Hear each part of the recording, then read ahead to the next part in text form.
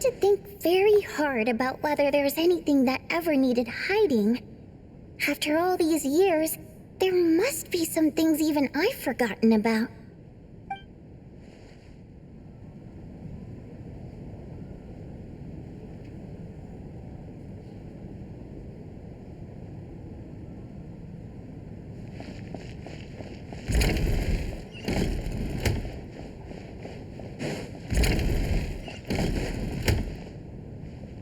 Tonya? Did you find anything? Not yet. Still looking. So... Are we supposed to be looking for something paranormal? I think I'd prefer teaming up with you than looking around on my own. This looks like somebody's notebook. Shall we read it together?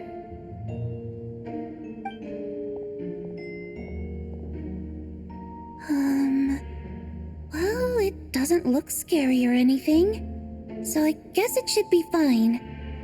All right, let's read it together.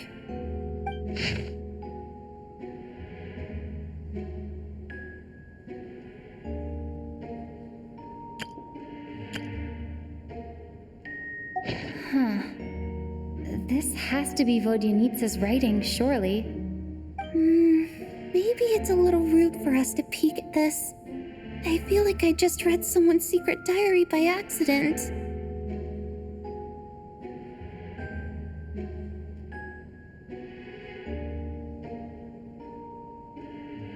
It sounds like she's writing this for her parents, right? I don't understand. Why put this stuff in a notebook instead of mailing it in a letter? Because her water imp parents belonged to the aristocracy, who were driven out of Snezhnaya by the Tsaritsa long ago. And now they live somewhere new, where the postman can't get to.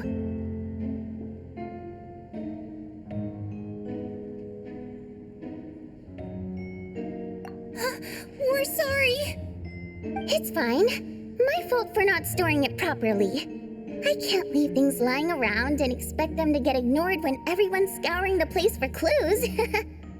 All right, give me my notebook back. I'll take over the investigation in this room.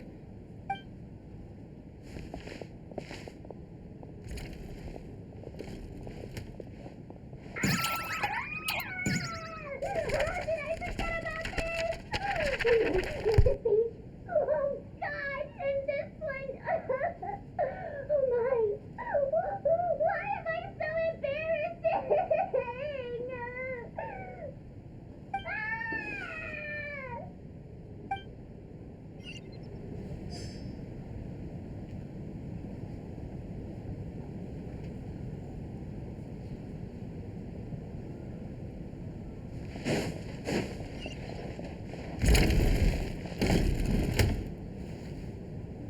Valeri, come take a look at this. You too, Traveler. Some sort of notebook. What is it for? It's the on-duty logbook for the theater. Kulish was the main person to use it. He mostly used it to record any unusual incidents during a show, audience numbers, exit times, and so on.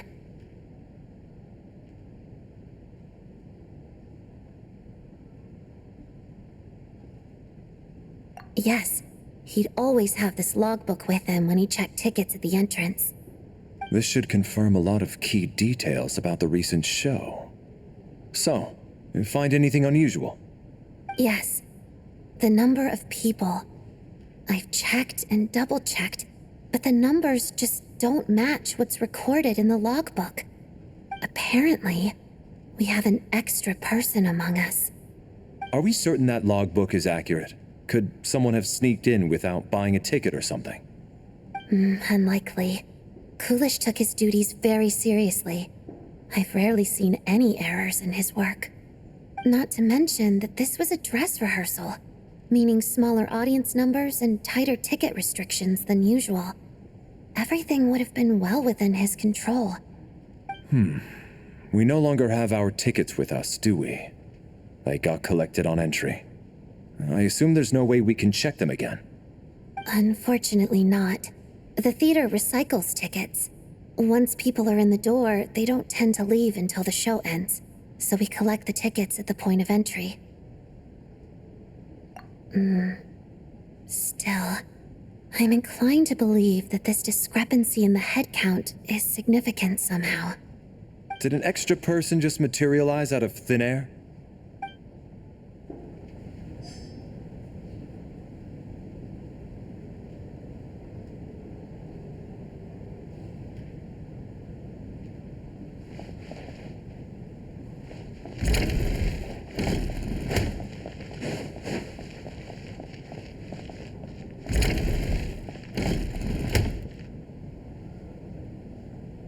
Ah, Traveler. Since you're here, come take a look at this. Alosha found it. We're both curious to hear your perspective. It appears to be an investigation report. And the focus of the investigation was the rumors of haunting we heard about earlier.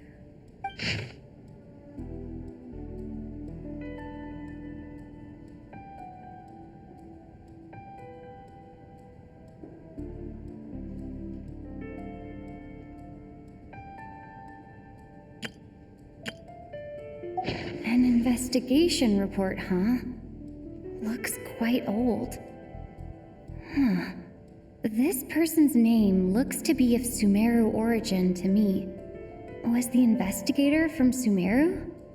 The theater manager must have hired an investigator once specifically to look into this issue. But it doesn't look like anyone ever looked at the report. Presumably, the manager wanted to know if the supposed haunting was dangerous, while also being fearful of word getting out in case it affected the theater's business. Anyway, the bottom line is, the haunting is actually real after all. It's caused by an obstruction in the ley lines. Is there any chance this is the key to finally making some progress with the murder cases? Ley line problems are pretty unexceptional to me by this point. And while it certainly offers an explanation for the ghosts, it's hard to imagine what connection it could have to these two murder cases. Some of the language that appears at the very end of the report caught my eye. Angel civilization, ley line renovation? My area of research doesn't touch on any of that, so it's completely outside of my wheelhouse. Huh? A piece of paper just fell out from the report. It landed right by your feet.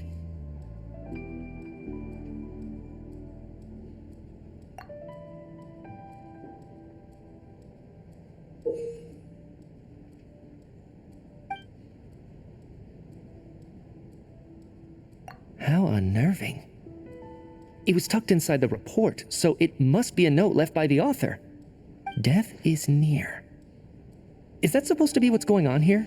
With us in the theater? But if so, how did the author foresee it? Could he predict the future somehow? Maybe things are more complicated than we thought. No, wait a second. If we take the report and the note at face value, they completely contradict one another. The report definitively concludes that the hauntings in the theater are harmless and cannot affect the real world. But the note seems to be warning of potential danger. The question is, what exactly does the note mean by death?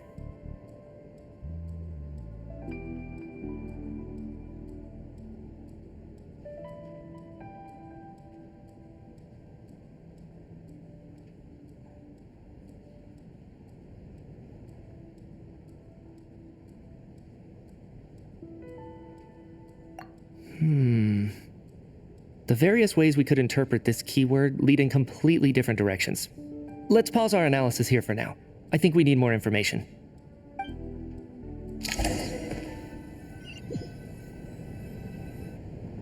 If we take all this together, it's not impossible, is it? If anything, it's the natural conclusion. Oh, I beg to differ. This sounds to me like a product of a researcher's vivid imagination. And perhaps it's because I'm still viewing this through the lens of a typical murder investigation. But still, I'm struggling to be persuaded by your theory. Does it really sound that far-fetched? Alright, well, let's treat that as speculation for now. I do agree with what you've said, so let's go with your idea for now. Good. Okay, now that we finally have some meaningful leads, I think it's time to reconvene. Let's get the others.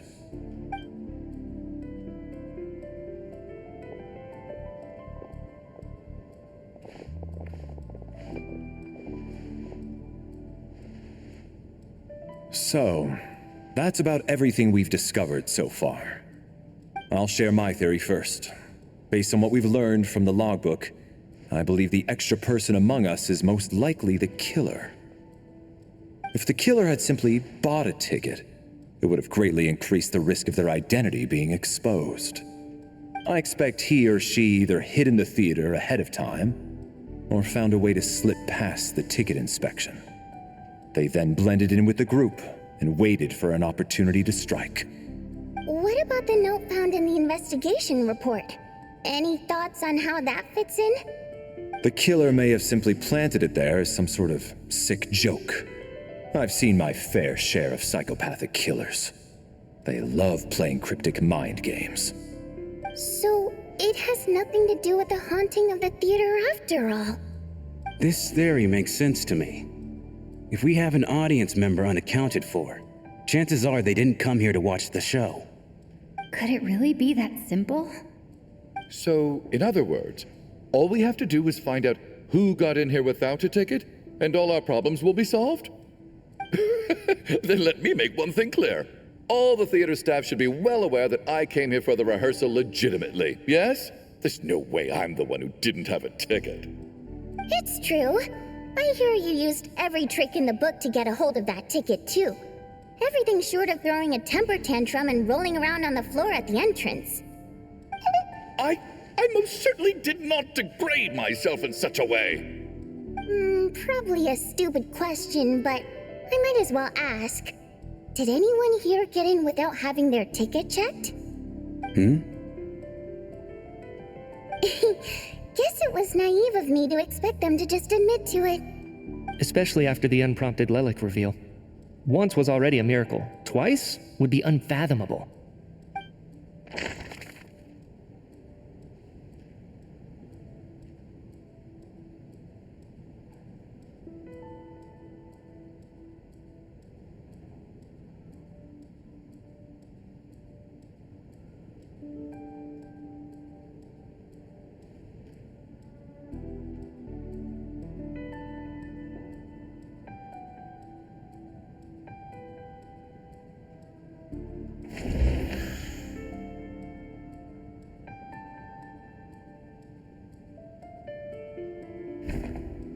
I don't believe any of us here knew Shram before all this. If no one can verify Shram's identity...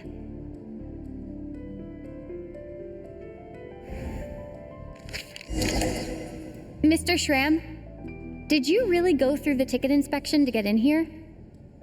Huh? Me? Why am I being singled out, my friend? Do I seem that suspicious? It's not that you stand out as suspicious, more that everyone else has been ruled out as trustworthy. Okay. Well, we spent the best part of 2 days together now, so I'm sure you can all tell what kind of person I am. I'm a true gentleman. I never dream of doing something like sneaking to the theater without a ticket. Yeah, I have no doubt that you're a good person. But the problem is, none of us here actually know you, so no one can say for sure that you are who you claim to be. Although, actually, what was it you said last night? Yeah, you're friends with that water imp, which is why you understand our primary mode of expression. Last time I checked, there were barely any of us remaining in Snezhnaya, since most of the water imps left.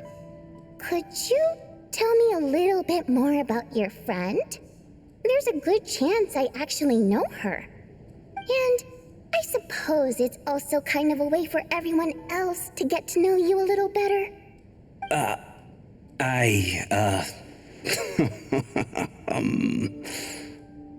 Good grief. Are you blushing? Pull yourself together, man. Stop giggling like a teenage boy. It's revolting. Hey, revolting is a little strong. All right, fine. I'll admit it. That water imp friend of mine, the truth is, we're dating. I was just a bodyguard hired by our family. But the stars must have aligned because sparks began to fly between me and their daughter. Never in my wildest dreams did I think I'd get so lucky. We don't need details. Just get to the point. Okay. I'm just a little hesitant to reveal her name, that's all. You know how it is. These are delicate times. Even with me to protect her.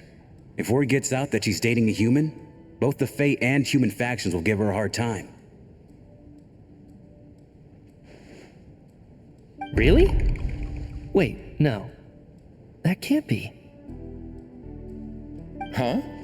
Shram, what the devil are you talking about? Why is everyone looking at me like that?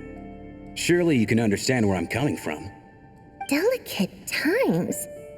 Factions? Yes?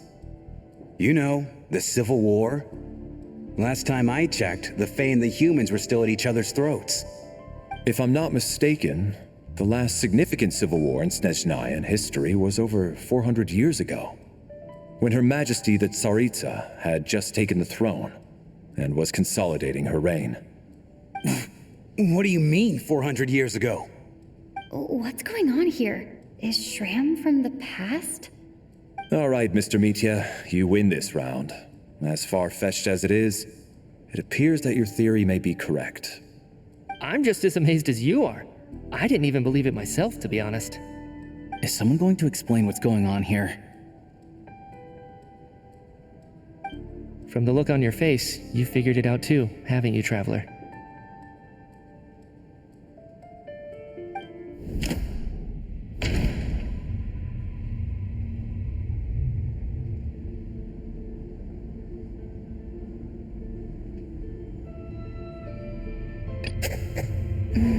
No.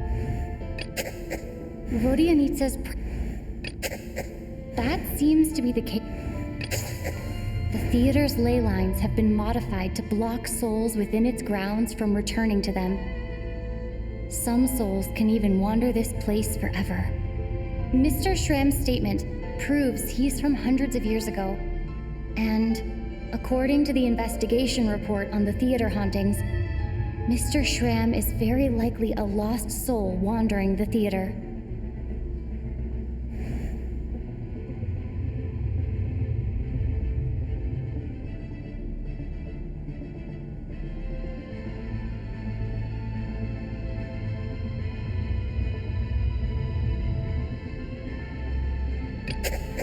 This is Mr.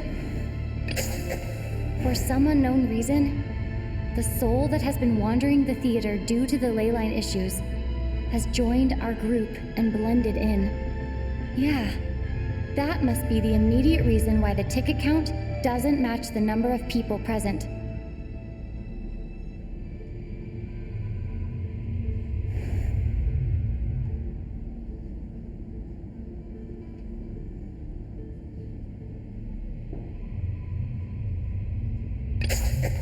The contents of the investigation report have been verified. There are indeed leyline issues and wandering souls in the theater. Death likely symbolizes the deceased. Mr. Shram, for instance. Death is near. That must mean that there's a dead person in our midst. That's the truth, isn't it?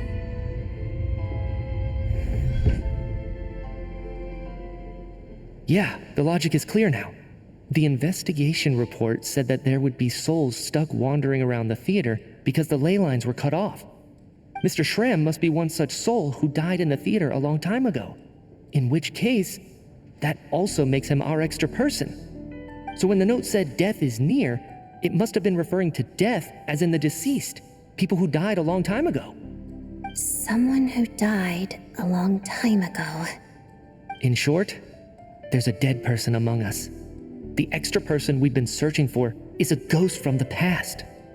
You mean I'm a ghost? No.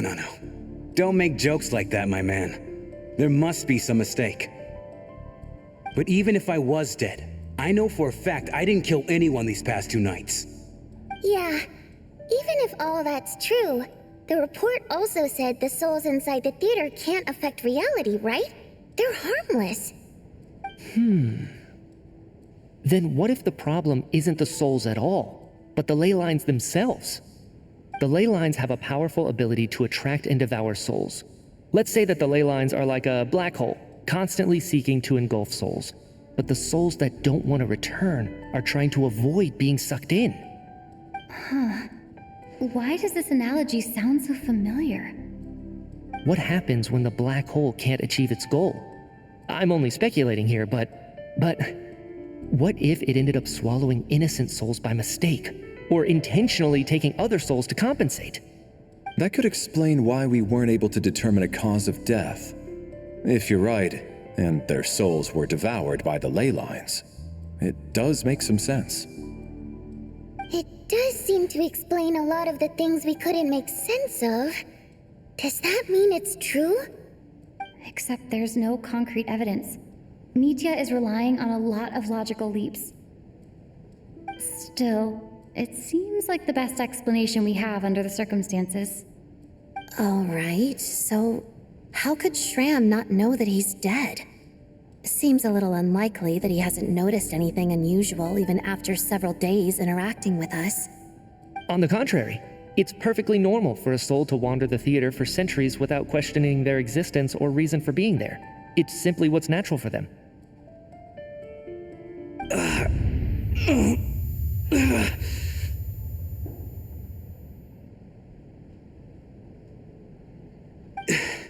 You know what, Mr. Brainiac?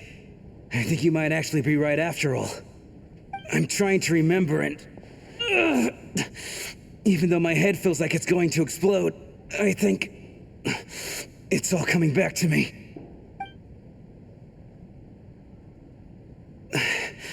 I was the one who didn't want to remember my own death, so I forced myself to forget.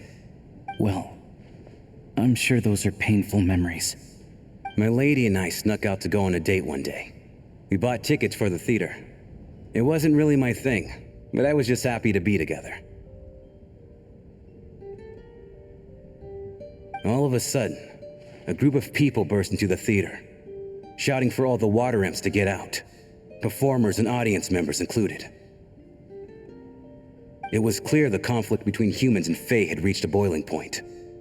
This time, the extremists were even coming after the water imps who had nothing to do with the war.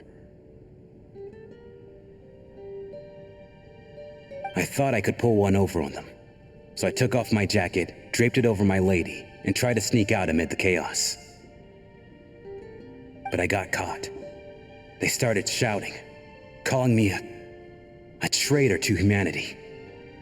But I was going to do whatever it took to buy our chance to escape, no matter how many people stood in my way. I had to, both as their bodyguard and out of love. It's all right, friend. You can stop there if you want. You don't need to dig all that up again. It's just... even now, I'm still struggling to accept the truth. How could I be dead? I'm sorry, everyone. If I'd known I was a dead man walking, I wouldn't have dragged you down with me. If I'm the cause of all this death, then punish me however you see fit. But, Mr. Shram... No. I refuse to be a burden. I know what I have to do. You said I've been wandering the theater for centuries, right?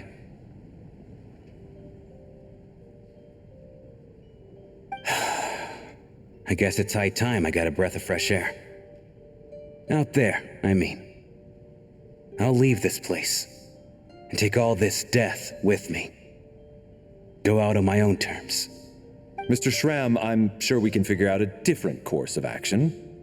My good sir, we both know I'm not supposed to be here. I should have accepted my death long ago. One way or another, this has to end. Unless you're saying this goes against another one of your military principles somehow. No, I'm speaking on a personal level this time. Let it go, man. Oh, wait. One last thing. Miss Waterimp. My lover. Her name was Letia. Letia Ozarova. Do you know what happened to her? Ozarova. Oh, Auntie Ozarova. That's what we all called her. I remember her as a very kind elder. She had a bunch of kids, too. I'm so glad she survived. And she had lots of kids? Good. That's good. I could hardly expect her to stay single just because of what happened to me, right? As long as she went on to be happy, that's all that matters. Besides, I'm dead. My soul's been wandering around here for so long because I was worried about her. But now, I can go without regret. There's no need to see me off, my friends. I've enjoyed our time together over these past few days. Perhaps we'll meet again in the next life.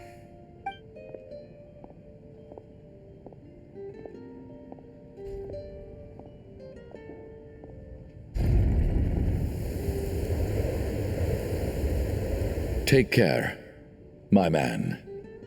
I knew Mr. Shram was already dead, but I still feel so sad. Death is cruel, no matter how we might try to make sense of it. So, was the conflict between Fae and humans really that bad back then? I was only little, so I don't remember much. It's terrible to think that so many innocent people had their lives turned upside down. Even the historical records about that time period don't say much about it. All people know is that the Tsaritsa founded the Fatui, drove out most of the Fae aristocracy without explanation, then used her terrifying power to suppress the humans. It seems to me like the Tsaritsa chose to make herself the enemy. She downplayed the conflict, directing whatever animosity both sides had for each other at herself instead. That's also why, despite how brutal the conflict was at the time, there hasn't been much lingering tension between humans and Fae since. Things have been fairly harmonious for the past few centuries. So, the Tsaritsa banished the Fae to protect the Fae living in the city? She offered herself up to be hated in exchange for peace. Maybe it's not quite as bad as it sounds. I don't think Her Majesty is too concerned if mortals hate her or not. And besides, there are very few who truly do. All this time, I had no idea. All right, if Mitia's theory is correct, then I think we can consider this matter settled. Let's all take a break.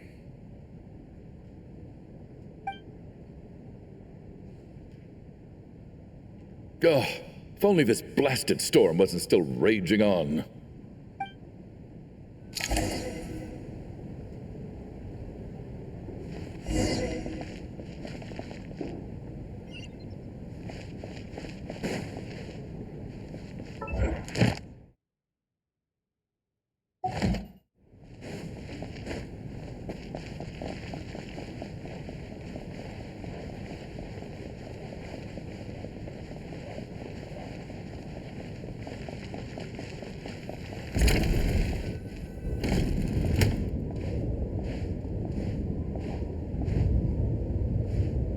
Looks like now we can just rest until the snowstorm stops. I still can't believe Shram turned out to be a ghost who'd been in the theater for hundreds of years. To think he was dead this whole time. What a strange turn of events. Knock, knock. Knock, knock. You know the door isn't closed, right? You don't have to knock. Think of it as a signal then. When I'm entering someone else's room and I knock, I'm here as Odette. If I don't knock, it's Lelik. Thanks. So, why did you come to find me? Is there something I can help with? Vodyanitsa said you knew about my secret identity from the start. But when everyone was discussing who Lelik could be, you were worried that revealing what you knew would be unfair to me, so you kept it to yourself, right? Yes, I'm extremely grateful for that. It's nothing. I mean, you didn't hold what happened with Senora against me, so I should thank you for that as well. Actually, there's something else as well. I found myself in a situation similar to the one you were in when you helped conceal my identity. So I thought I'd come and ask you for advice.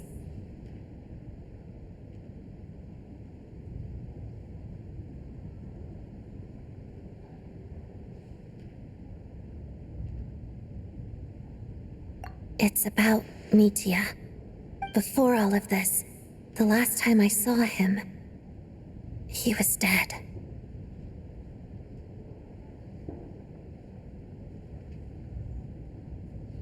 As I'm sure you know, my goal as Lelik was to stop Project Stuja. Well, when I found out the tech lead for the experiment behind Project Stuja was Mitya, I immediately started planning to track him down and threaten him to back out. I often saw him around the theater, but I soon concluded that making my move there would risk exposing my identity. So I decided to infiltrate the Armory Palace and go directly to his lab. That way, the threat would be much more effective.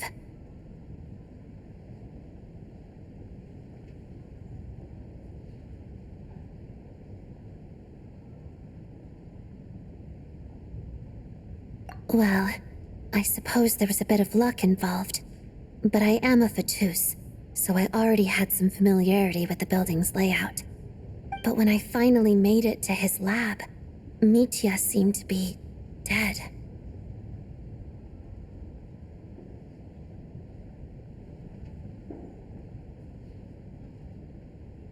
I checked his breathing and his pulse. He had no vital signs whatsoever. I'm certain of that. I thought maybe another anti-Project Stuja activist had beaten me to it, and chosen a much more brutal method, so I made myself scarce. That's why you were so on guard around Mitya that first night here. Yes, when I saw him sitting in the audience during the performance, I could barely contain the shock. To me, it was a miracle. Somehow, he'd come back from the dead. But then, the murder started happening and things got so complicated that it wasn't really at the front of my mind. That is, until Mitya himself said there must be a dead person among us. Then, I couldn't ignore it any longer. And yet, you thought that bringing it up right away would single Mitya out, just like when everyone was suspecting Lelik. Exactly. I thought there could be something I was missing. Besides, we soon figured out that Mr. Shram was a ghost, and we knew there was only one extra person, so we thought he had to be the one. But now it seems like there's another candidate.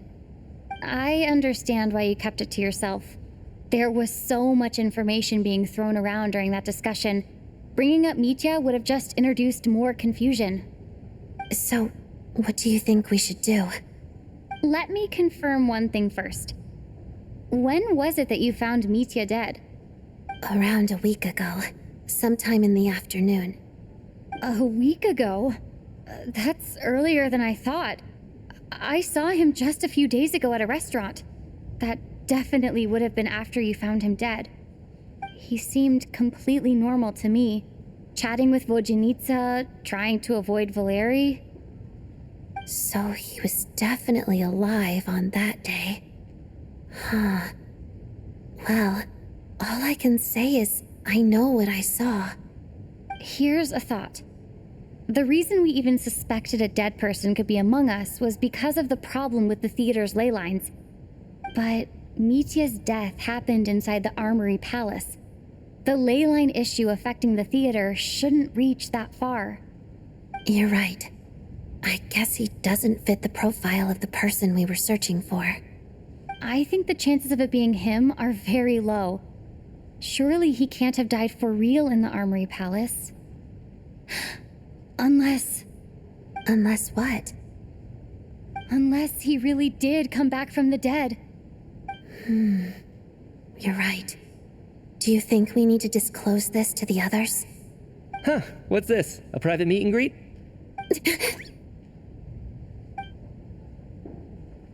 Where do I line up? That's not what's going on here. Well, I was just making the rounds. Thought I'd try to lighten the mood a bit. Vodyanitsa's handing out food if you're hungry.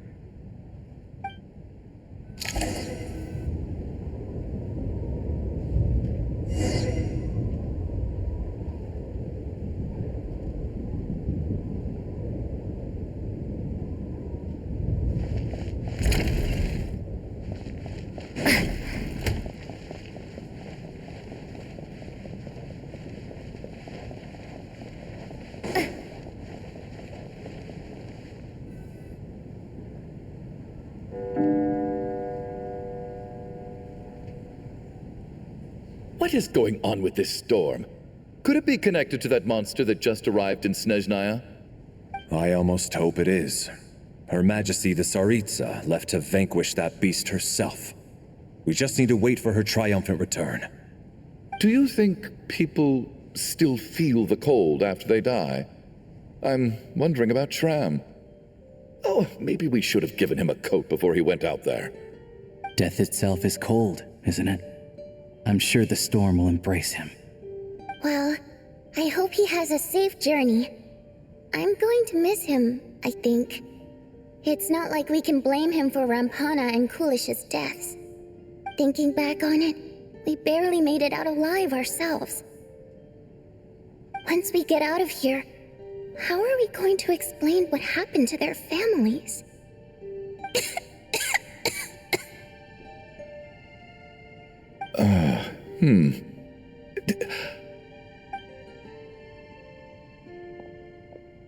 Are you okay? Here, take this. I've never used it.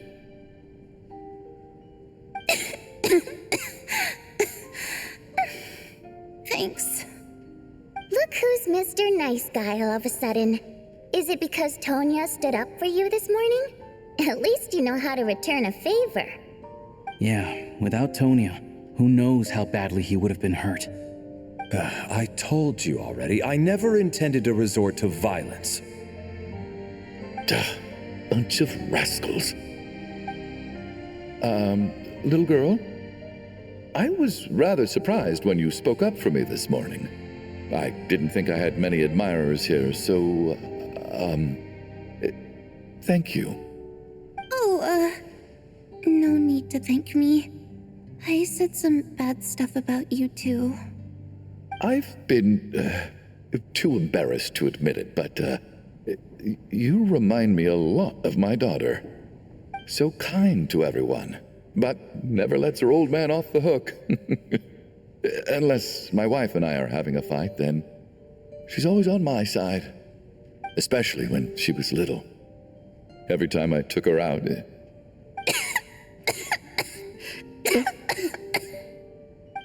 All right, easy now.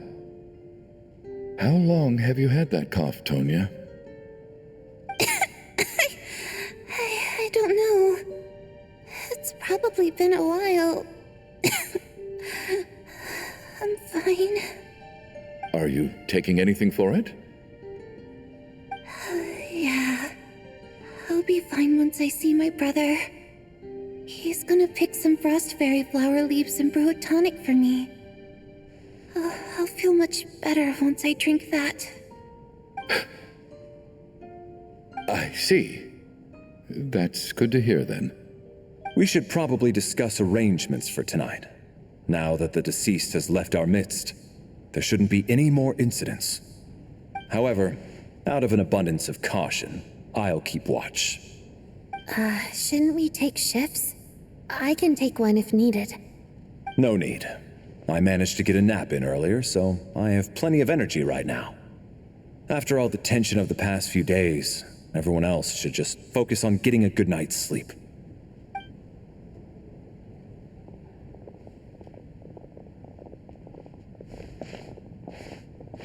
What a long day.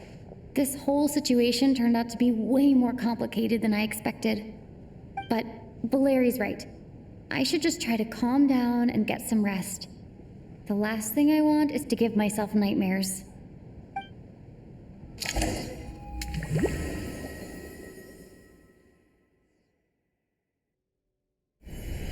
She's awake. She's awake! Get over here, you big lug, and take a look! If you must call me something, call me Mr. Door. The Black Mist is coming. You need to go.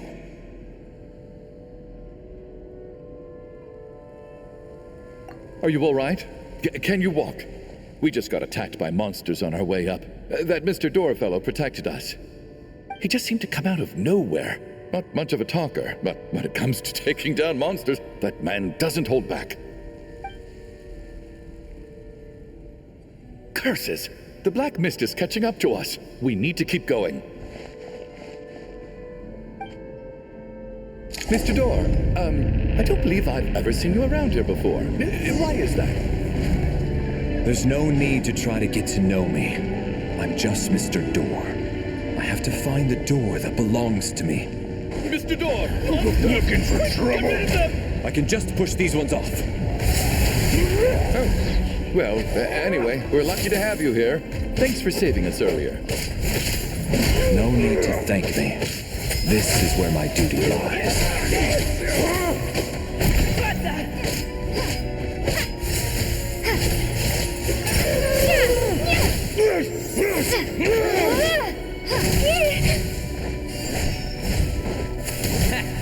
Having second thoughts? What the? Blade!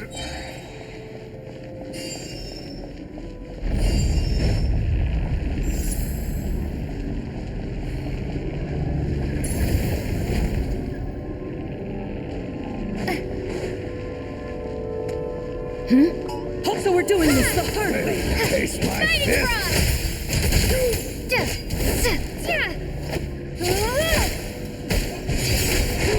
Just you Wait!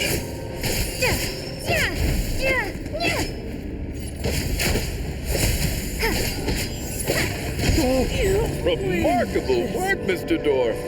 Oh, if I had your muscles, I'd do the same.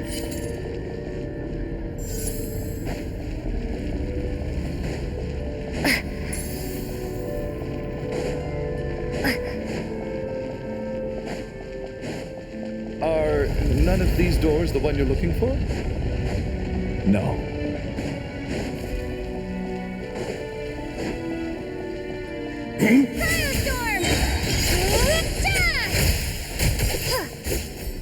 Frost! Surge! Come no closer. Condense and crystalline my command. Impossible. Oh, goodness!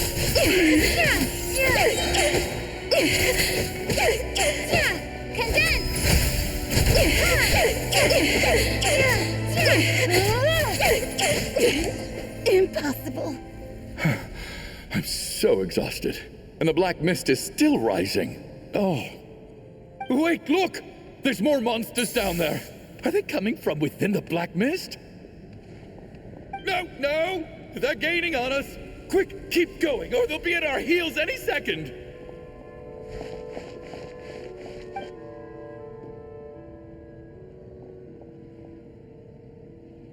Mr. Door, what are you doing? We need to get out of here. They're coming! Found it. This is my door. What? You mean you're going to stay here? I am a door. This is where my duty lies.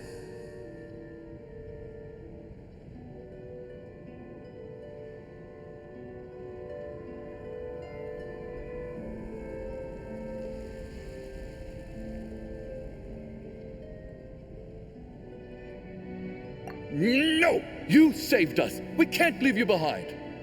You must keep going. A door can only keep things out for so long. You must make haste. But... Oh, you're right. Let's go! We can't let Mr. Door's sacrifice be in vain!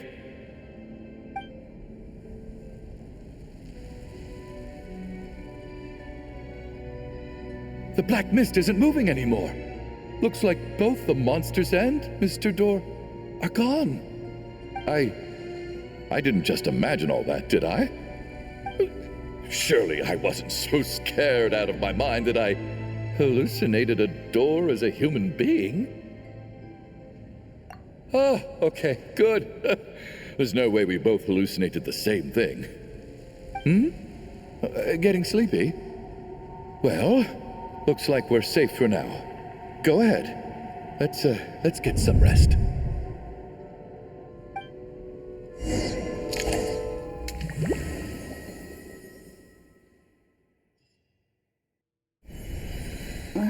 What time is it? Is it morning? I think I had a nightmare. Oh, I guess everyone's still asleep. These past 2 days have been exhausting. Valeri's keeping watch though, so he's probably the only one awake. Valeri?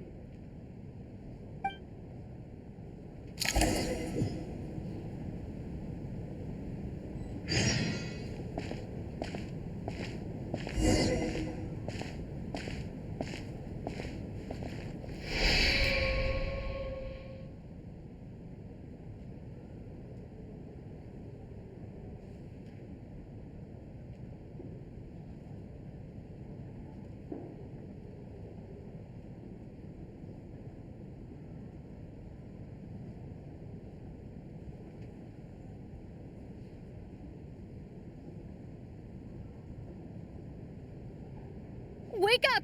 Everyone needs to wake up!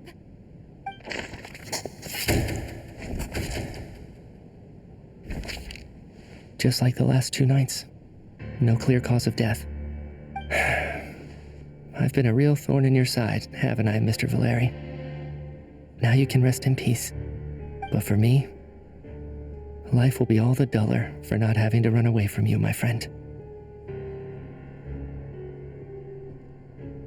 How's Tonya? Is she okay? I just checked on her, and it doesn't seem like anything serious. She's just exhausted from the past couple of days, and she's still recovering from her illness. We should let her sleep a bit longer.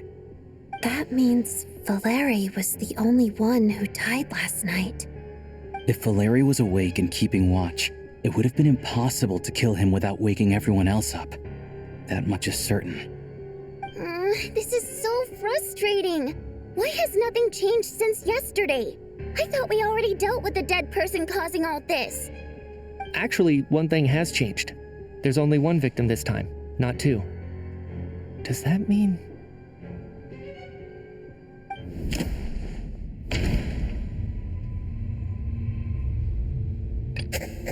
No similar cases have ever been confirmed. So, this theory doesn't seem to hold. Can a death at night even be defended against?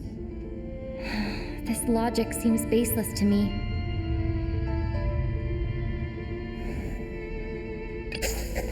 After the deceased Shram left, there was 1 less victim last night. That more or less tracks. It's a reasonable conclusion, considering the only variable that changed.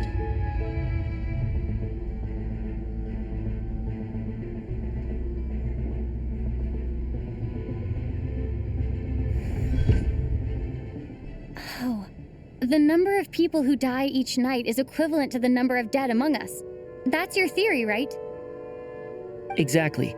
We identified Mr. Shram, and the night after he left, the death toll dropped from 2 to 1. By that logic, there must be 1 more dead person left among us. Another one? But there was only 1 person unaccounted for in the ticket checks, right? The head count should match up now. Having an extra person was definitely a cause for alarm, but being 1 person short isn't nearly as unusual. Someone could have left in the middle of the show, or made it out before the storm hit. 1 more dead person among us. If Media's theory is right, then what Odette told me seems a lot more relevant. It's just, at the time, we had no reason to think there was more than 1 dead person. If only we'd taken it more seriously as a possibility, maybe this could have been avoided. I'm sorry. This is my fault. I had information that could have been helpful, but I held back. I should have brought it up right away. I'm partly to blame as well. I was too quick to dismiss Odette's concerns. What is this about? What have you two been getting up to behind my back? Sounds like there's some big news you've been keeping from the rest of us. Well, we're all ears.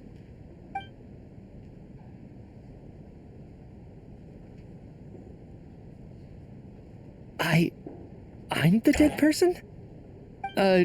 Wow, that's certainly news to me. Odette and I talked about it yesterday, but we thought it just wasn't possible, so we left it at that. Yeah, I don't blame you. If I'd been there, I probably would have reached the same conclusion. It just sounds too unbelievable. Let me just try and verify this. I just scoured my memories trying to think back to the afternoon Miss Odette mentioned. But I honestly have no recollection of dying. That's where I'm different than Mr. Schramm. Having seen Mr. Mitya a few days ago myself, I also find it hard to believe he could be the other dead person among us. Well, if it isn't Mitya, then who? Do we vote on it? If you don't mind me asking, Traveler, I believe you mentioned that you know Tonya's brother. Had you ever met her before all this? No, never. Wait, are you saying... Now, just 1 minute. I know where this is going. You can't just randomly point a finger at anyone you want. You're in the hot seat, and all of a sudden you want to divert our suspicions onto somebody else? Trying to pick a fight, Mr. Chuganov? Whenever you open your mouth, all you do is attack people, and I've had enough of it. If you don't want to engage in a civil discussion, you can shut up. You little brat! Did Mitya ask about Tonya because he suspects her? I suppose I only identified her by age and nothing else. Could that mean... I'm just saying, you're going around casting suspicion on people for no reason. How could Tonya be dead? I can vouch for her, if nothing else. I've seen her before. She's the sister of that Harbinger, isn't she? The one called Child. Oh, really? You're telling the truth? Since being here, I don't think I ever mentioned she was Child's sister specifically. Does Chuganov actually know her? If Chuganov can vouch for her, then it can't be Tonya either. In which case, it seems unlikely that there's another dead person among us at all. Miss Odette, could you go over that afternoon with me one more time, when you found me dead? No problem.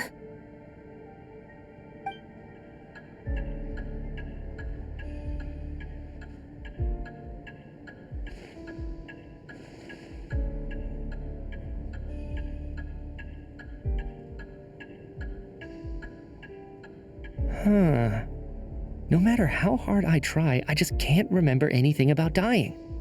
But I do remember something else. Miss Vojanitsa, during our last meal together, I told you how some of the researchers were suffering from temporary memory loss. Do you remember that? Oh, yeah. You said it was hindering the progress of your experiments. You thought they were just under too much stress or something. Right. And even though I don't remember dying that day, I'm pretty sure I experienced something like amnesia. Some of my memories from that afternoon are missing. Are you suggesting you're missing the memory of your... Of course. How am I only just realizing this? Humans aren't necessarily aware of their own death. You mean being silently assassinated, or dying in your sleep? Situations like that? The researcher's amnesia. Suddenly it all makes sense. I must thank you, Odette. I think your perspective just helped me reach a breakthrough on a series of issues that have been troubling me for quite some time. All right. It's decided then. I'll be the one to leave today. Oh, leave? Hey, wait a minute. Aren't you rushing into this? What if you're wrong? You'll pay with your life. Come on, kid. Aren't you gonna fight for your life? This seems like a rash decision. I have other reasons beyond what's been discussed. In fact, thinking back, I remember during Miss Odette's performance, while I was sitting in the audience stalls, a brilliant new idea for my research popped into my mind. But then, my train of thought suddenly cut off. I can't remember it now at all, and I didn't take any notes. I guess that must be another instance of temporary amnesia. No. Hold on. I see where you're going with this. You're suggesting that each instance of temporary amnesia is a death, right? There's a glaringly obvious flaw in that idea, no? How can one person die so many times? I believe Miss Odette's account. During the period where my memory is blank, I must have been either dead or in a similar state. All it would take is for the same thing to happen in the theater, and I would come under the effect of the ley lines in this vicinity. This increases the likelihood of me being the deceased, does it not? But There's no evidence to suggest that anyone other than me is a candidate for the deceased. So allow me, as a scientist, to treat this as an experiment. Please relax, everyone. I don't think things are as bad as they may seem. If I really am the deceased, then to leave the theater will be a relief for me. If, on the other hand, I'm still alive right now, well, apparently you've all witnessed my resurrection recently anyway. Who's to say I won't return from the dead again this time? Mitya's right. This is the only thing we can try right now. I think he's deliberately downplaying the gravity of the situation, though. He probably doesn't want to burden everyone. What is a scientist if not someone who gambles on experiment after experiment in an attempt to obtain the truth? With this snowstorm, the ley line phenomenon, ghosts of the dead, and my amnesia, we've been paralyzed by not knowing and powerless to do anything about it. It's a terrible feeling. But if I do get resurrected, you can be sure that I'll come back with the truth of all this. Just you wait.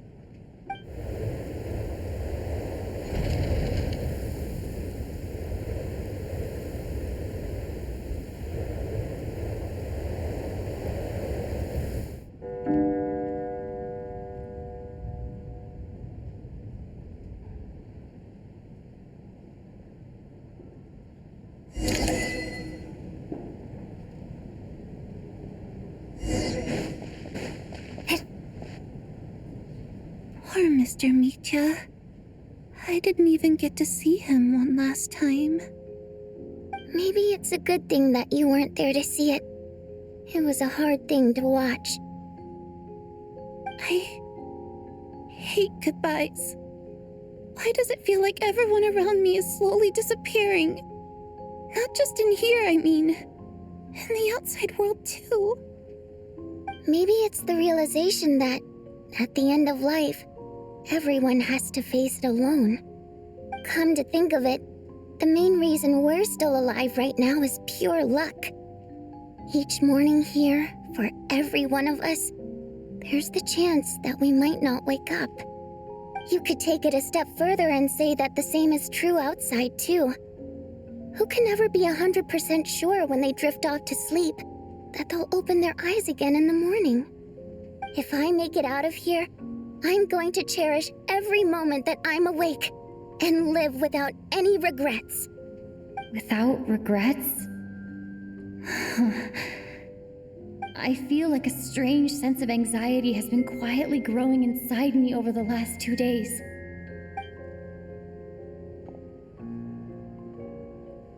Are you okay? You look really glum. If something's bugging you, let's talk about it. There's only a few of us left here now. After everything we've been through, what's the point in keeping things bottled up? I have a travel companion named Paimon. Alosha and Odette have met her before. She's been feeling unwell recently. You're worried about her, aren't you? That makes sense. We've been trapped in here for days. To be honest, I used to feel like I was just a spectator in this world, watching everything that happens from the sidelines. Maybe it's because I'm a descender? A descender? But With Paimon by my side, over time, I slowly felt my connection to this world growing stronger. She loves eating, sleeping, and having fun, but she's also a great guide. It's her authenticity that makes this whole world feel more real for me. Over the last few days that we've been apart, I've often caught myself wondering, what would Paimon say if she were here right now?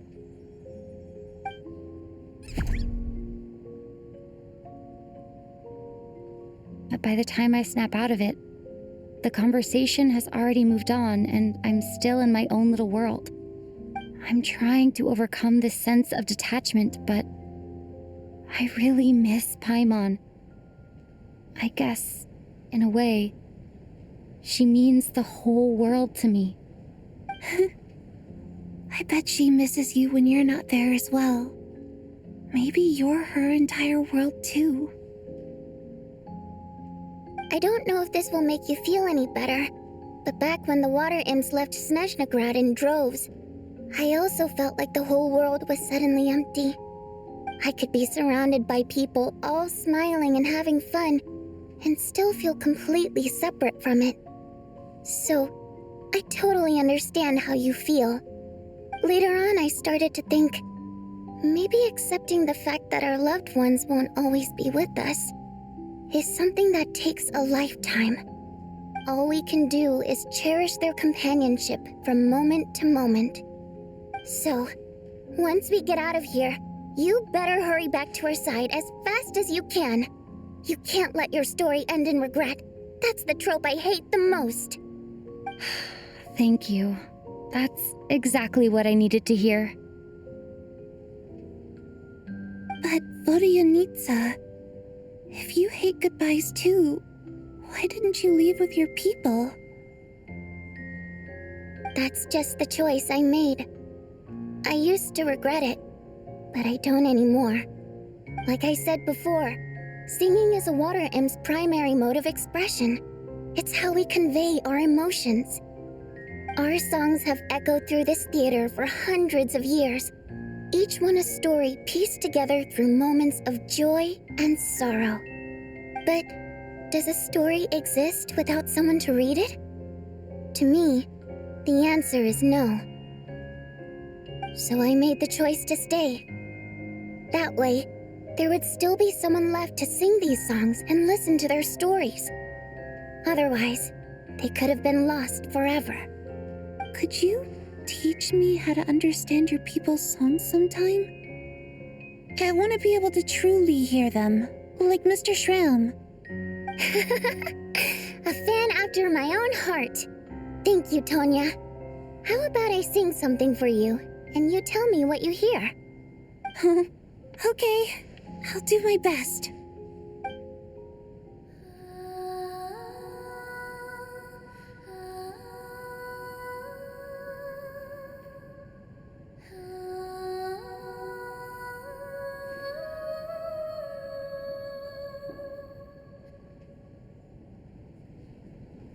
I've never heard that one before.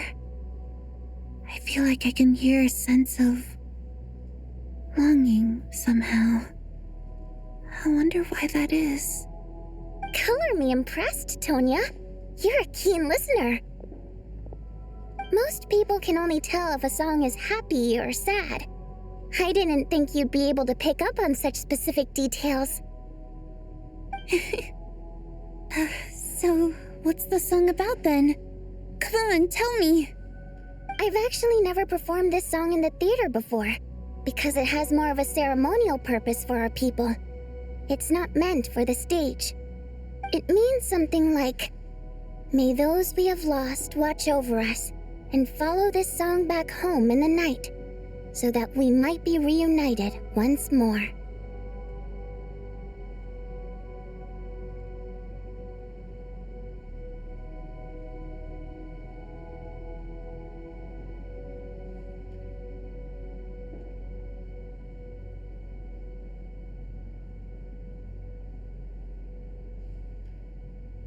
No wonder I could hear that sense of longing. You sing it for loved ones who have passed away. I hope it reaches them. It's getting late, Tonya, and you're not well. We should all turn in early. I suppose there's no reason to keep watch tonight. Okay. But, before I go to bed, could you sing that song a couple more times for me, Vodyanitsa? Of course. Anything for my #1 fan.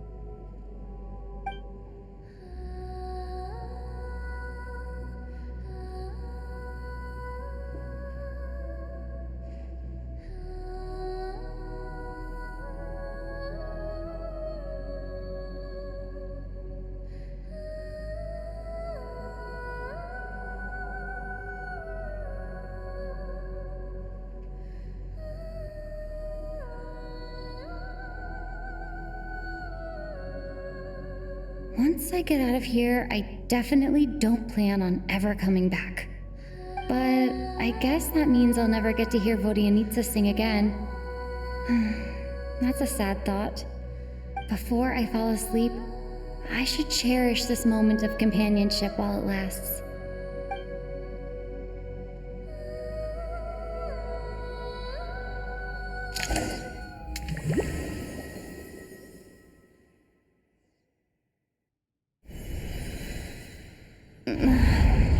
Where am I? It's so dark in here, and I feel kind of dizzy. Am I alone? Huh? What was that noise?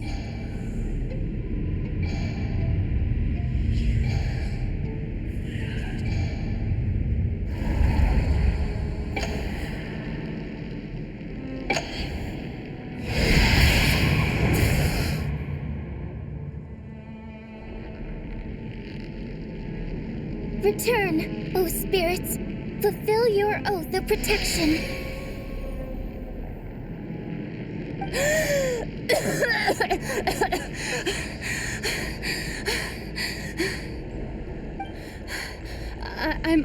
I'm alive? What just happened? No time for questions. Quick, over here. Turn on the switch. We need to bring back the light.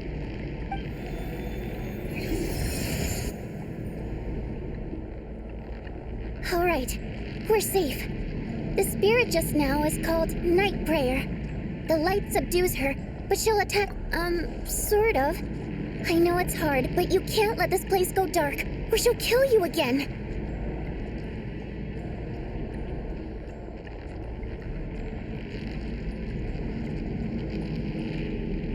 Yep. Luckily, I was here to resurrect you. Otherwise, that'd have been a real bummer. A bit more than a bummer, I'd say. Wait, so you have the ability to resurrect people? Sure I do. I'm your guardian spirit after all. I specialize in soul recall. Oh, it's nice to meet you, by the way. Oh, thanks. It's nice to meet you too. All right, there's no time to waste. The black mist is already catching up. We need to avoid it at Night Prayer at all costs. Come on, let's go. We need to reach the next switch before the place gets too dark. If we bring the light back, Night Prayer won't be able to get to us.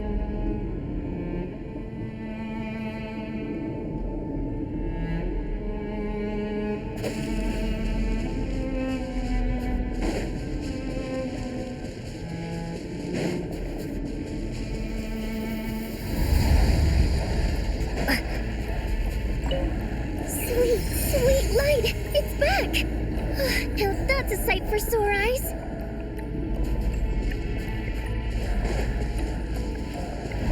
Shh! It's Night Prayer. We need to move quick, but don't let her notice you.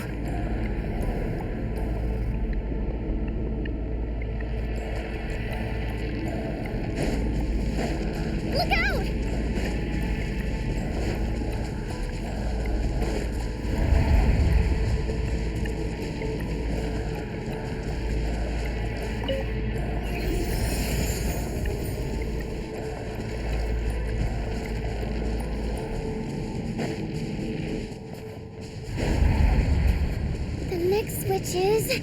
Over there!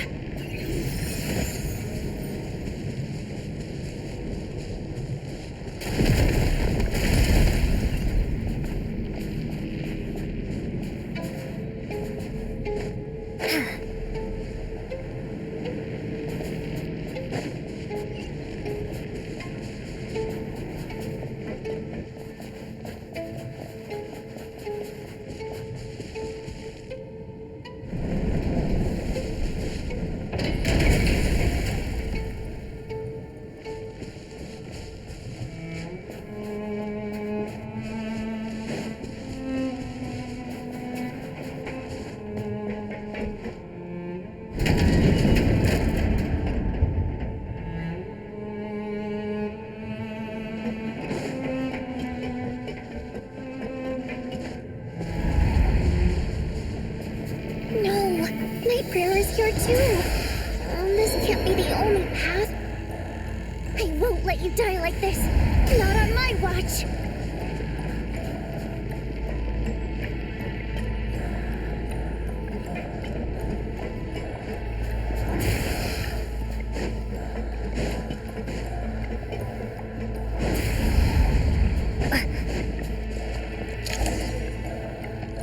It's too dark. We're not gonna make it. Come on, faster!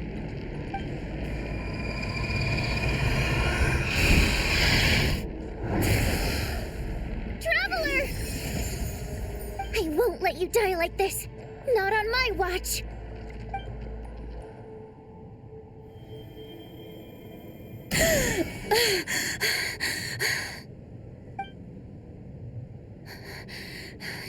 Even though it's not permanent, dying is definitely not a pleasant experience. Great. You're back. Yeah, thanks to you. Time for you to get out of here. Quick, before the light runs out. What about you? You're not coming with me? I can't. I've already been used up.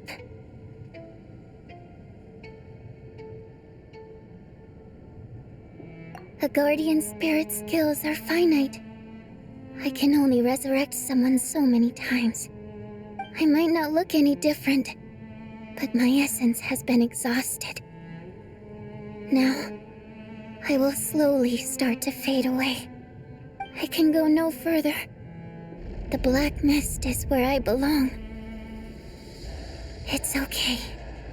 Why didn't you tell me sooner? Because it wouldn't have changed anything. That knowledge would have just burdened you. And a guardian spirit's role is to protect. But... Go. Now, before it's too late. I already hear Night Prayer approaching.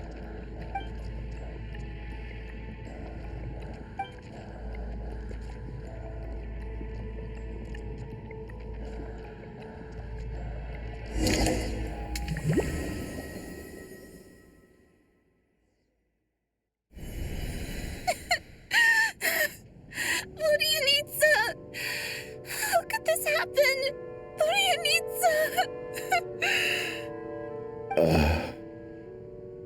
Well, I guess there's no need to inspect the body.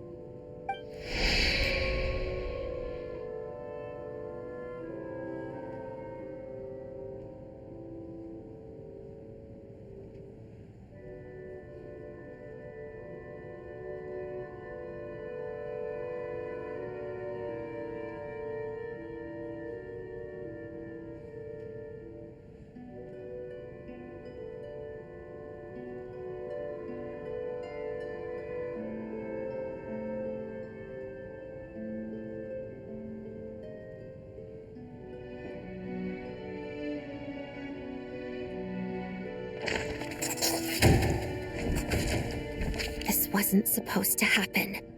You lied to us, didn't you, Chuganov? You've been lying from the start. Take a long, hard look at yourself before you go around accusing other people. I suspected you on day one, Lelik, and now look where we are. By some strange coincidence, you've never been targeted. You just happen to have survived this long? No, You should be the prime suspect.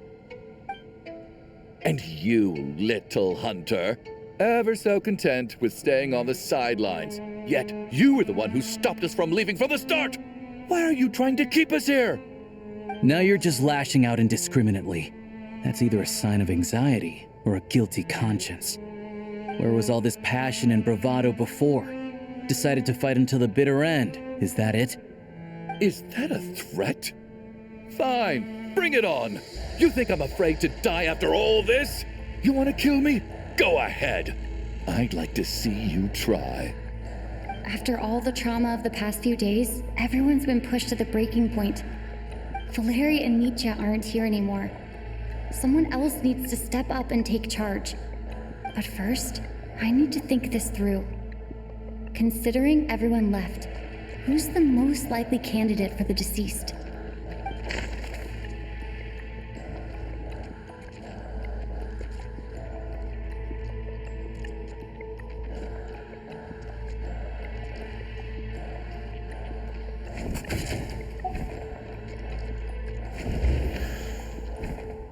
Of those who remain, the only person we've never met before is Tonya.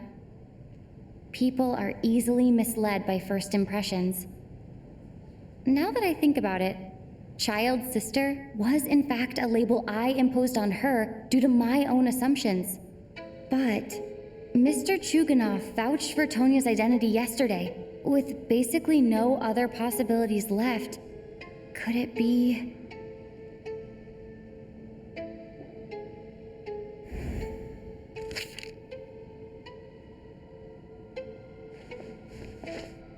Tonya, how's Tusser been lately? Tusser? Your brother Ajax must have mentioned me in his letters home, right? Did he say anything about a blonde traveler? No. And my brother's name is Razik, not Ajax. Chuganov, looks like it's your turn to do some explaining. Yesterday you said you could vouch for Tonya. Why did you give us a false testimony? I knew you were behind this, Chuganov. You've been lying through your teeth from the start. Everything about you is fake, down to the wife and daughter you're always talking about. Your entire family man persona is a charade, isn't it? That night, when I infiltrated your place as Lelik, I noticed you were home alone. Didn't think much of it at the time. Just thought everyone else was out. But thinking back on it now, that doesn't seem very likely. My guess is, you live alone, don't you? Even that was a lie? But why would he lie about having a family? Oh! Curses! Oh, why is there no end to this blasted snowstorm? If it would just stop! If it would just stop. I think I remember now. I know how I ended up here. It feels like a distant memory. But at the same time, it's just like it was yesterday. The reason I'm always coughing is because I got sick with frostbite. The locals usually call it the snow cough. It's not a very common illness. It's partly genetic and partly caused by the cold climate, but it can be fatal. They sent me to the hospital as soon as they found out I had it, and I spent so long lying there in that hospital bed. After a while, I felt myself growing weaker and weaker. Nothing seemed to be working anymore. Neither the treatment that the doctors were giving me, nor the medicine my brother was brewing from frost fairy flower leaves. So one day, I told my brother that I wanted him to take me outside for once, so things could be like they used to, just for one day. I wanted to meet loads of friends, experience new things. He agreed. He snuck me out of the hospital, and we escaped. We got to the theater, bought tickets, and went inside. Oh, it was all so exciting. I remember the show very clearly. It was amazing. But I found myself getting sleepier and sleepier. Oh, Tonya. When I woke up, I couldn't find my brother anywhere, so I guessed he'd already left. But there's no way he'd leave me behind. So I decided to stay here and wait for him. At the time, I figured he'd probably gone to brew some more medicine for me. I was planning to chew him out for abandoning me when he got back. Tonya, it sounds like by then you'd already... Yeah, I know. I understand now. Dead, aren't I? This cough and the feeling weak, it's probably just my body's memory.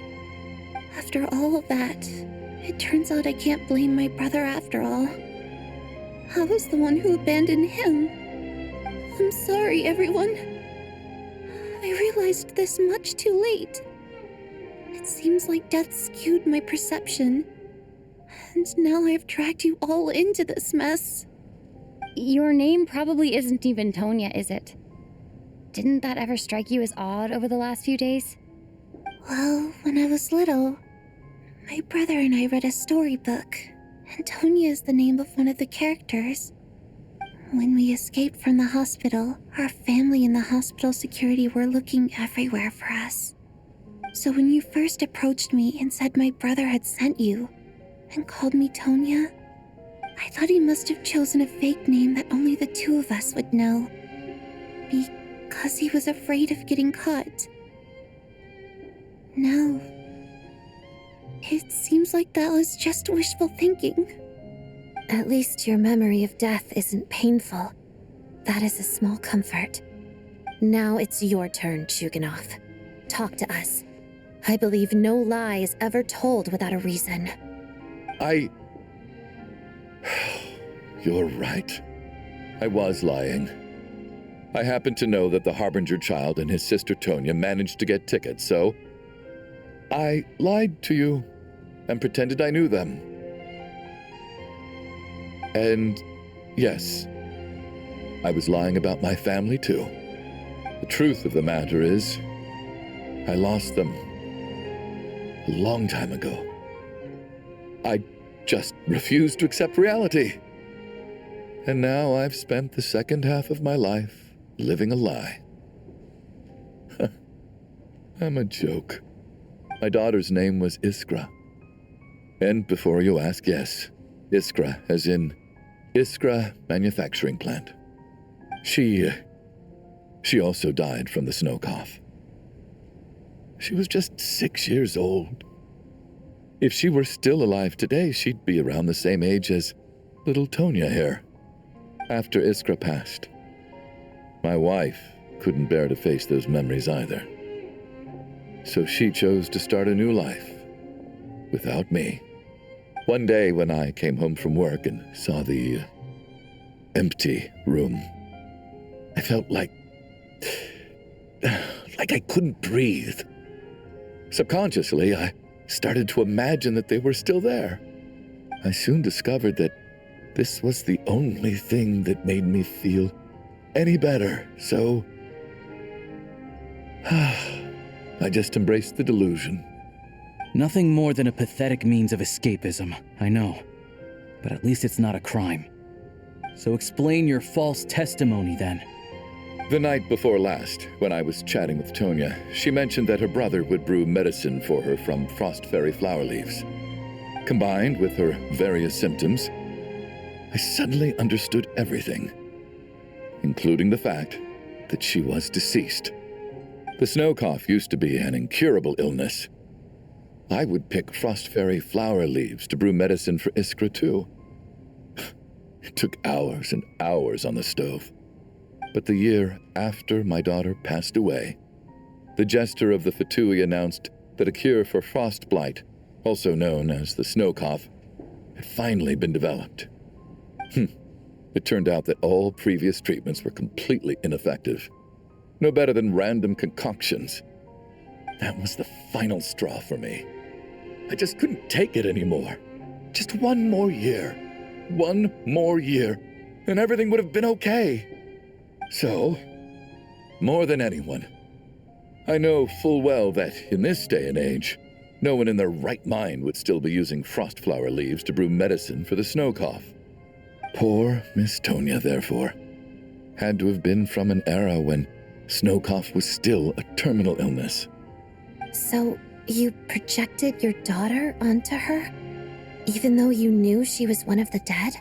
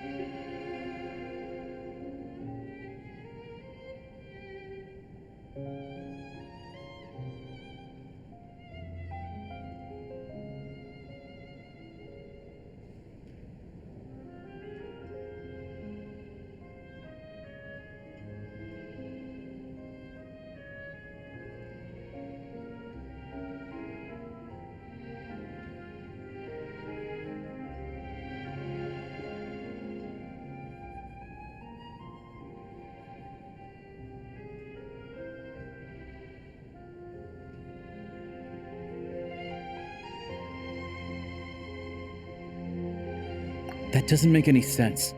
You knew she was already dead. What did you hope to achieve by protecting her? I just don't believe in your crackpot theories, nor do I approve of your actions.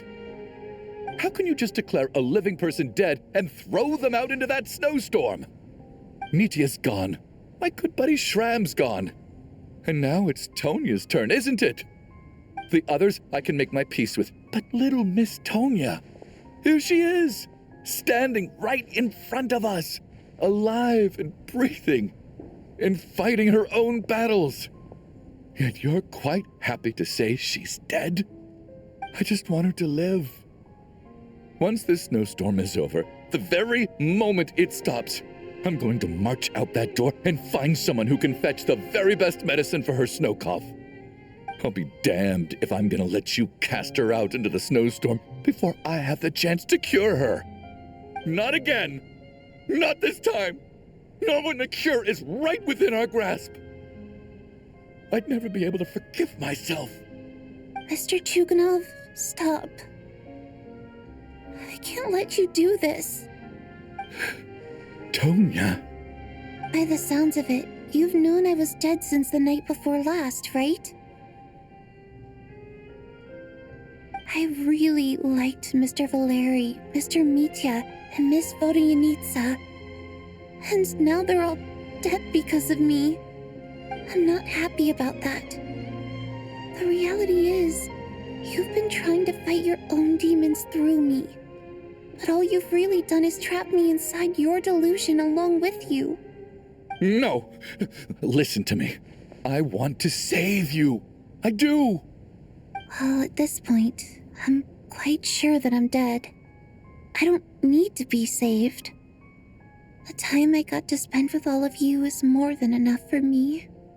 Despite all the bad things that kept happening, I got to meet so many interesting people and spend so many days and nights by your side. Since the day I escaped that hospital until now, this has been an adventure I never even dared to dream of. I'm very fond of you all. If it were only possible, I'd trade my soul to bring back the ones who died. If it meant things didn't have to end like this. And that's why I'm not fond of you at all, Mr. Chuganov. I'm sorry. It's them that you owe an apology to, sir. Not me. Well then, I suppose this is it. It's time for my adventure to end. I've caused enough trouble. You're leaving already? It's still early. Don't you want to stay a little longer? No thank you. Oh, and by the way, my name is Patoshka. It was nice meeting you all. Feels strange that we're only being properly introduced now that it's time to say goodbye. Patoshka.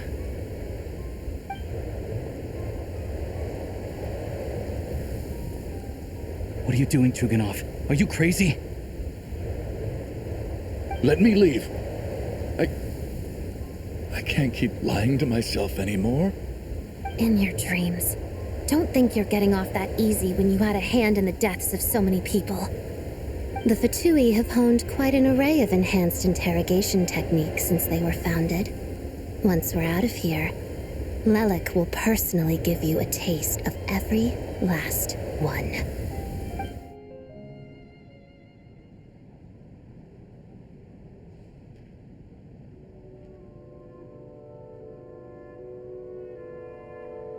I think we should leave. I doubt this snowstorm is ever going to stop. For all we know, this storm might have destroyed all of Snezhnaya by now. Maybe even the whole world.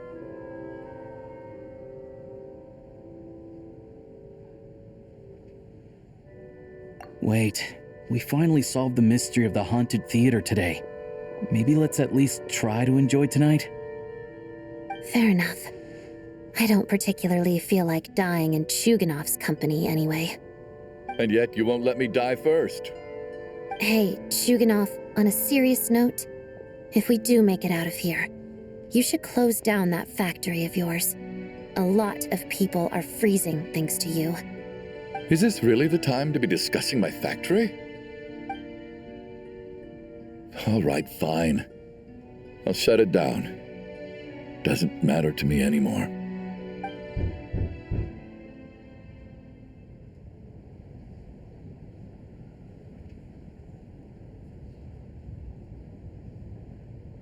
Am I hearing things? Or was that a knock at the door?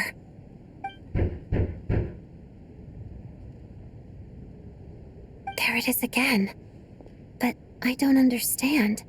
The snowstorm hasn't stopped, has it?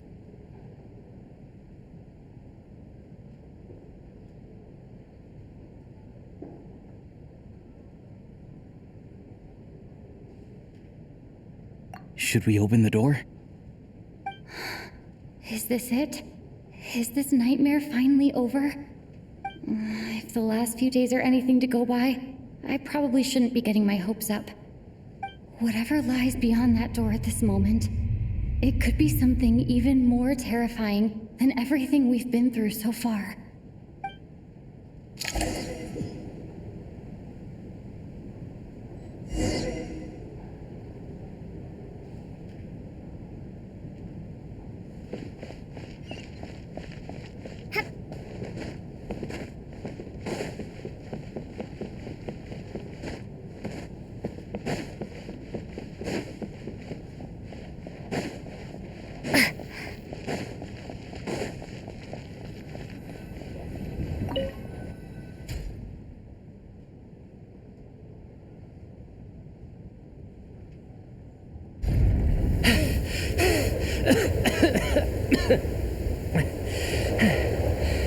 Hey everyone, I'm back. How are you doing? Feeling any better? Much better, thanks. Whew, it is so good to have you guys here. I was a little worried that the theater would be empty by the time I got back. Let me see. Tonya and Vodyanitsa are missing, which means Vodyanitsa died last night. And then you discovered that Tonya was the other dead person. Am I right? Not Tonya. Pitashka. First, tell us how you made it back here. Given the conditions outside, no one should be able to return alive.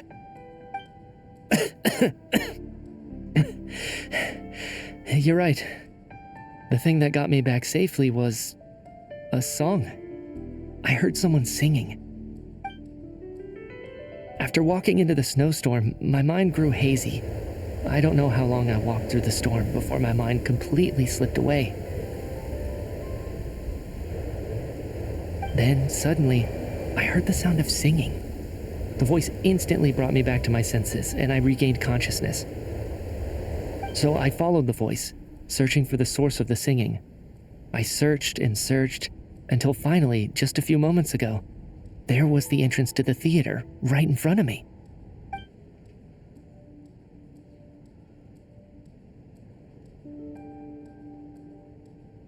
I've actually never performed this song in the theater before, because it has more of a ceremonial purpose for our people. It's not meant for the stage. It means something like, "May those we have lost watch over us, and follow this song back home in the night, so that we might be reunited once more." That must have been Vodyanitsa's requiem. Who knew it actually worked? That song is meant to guide the souls of the dead. Mitya, that must mean that you... Huh. No kidding. Seemed like I guessed right then. This is what I've been so desperate to tell you about. When I first stepped out of the theater, I was still quite lucid. My memory of it is still pretty intact. I remember the outside world being completely different than what I'd expected. It was like this was a world where only the snowstorm existed. There wasn't a trace of any humans or buildings ever having been there. I don't know how else to describe it, except to say that it just didn't seem like the real world. And as for the requiem, if I was guided here by Vodyanitsa's song, it can only mean that I must already be dead. and this is my soul, not my body. But I didn't experience a clear moment of death while I was out there, nor do I feel any different now than before I walked into the snowstorm. You don't seem any different to me either. In fact, this is something I've been wondering about for a while now. If souls aren't physical, shouldn't they lack tangible form? Both Shram and Patoshka were clearly deceased, and yet their souls didn't look or feel like ghosts at all. They were visible, tangible, no different than you or me. This raises a truly terrible thought. Is that really what Mitya is suggesting?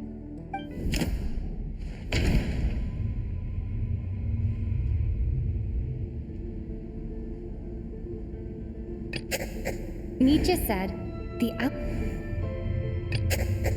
the Requiem called...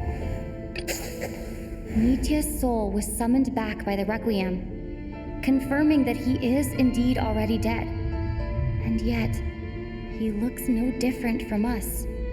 Of course, if even the long deceased like Mr. Shram can blend in with us undetected, then maybe we've all been dead from the very start. And all of us are now souls wandering the theater.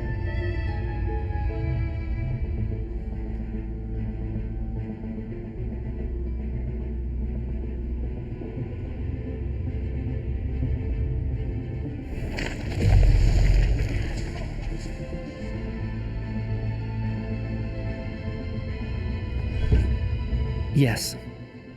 I think that this is probably the afterlife. What did you say?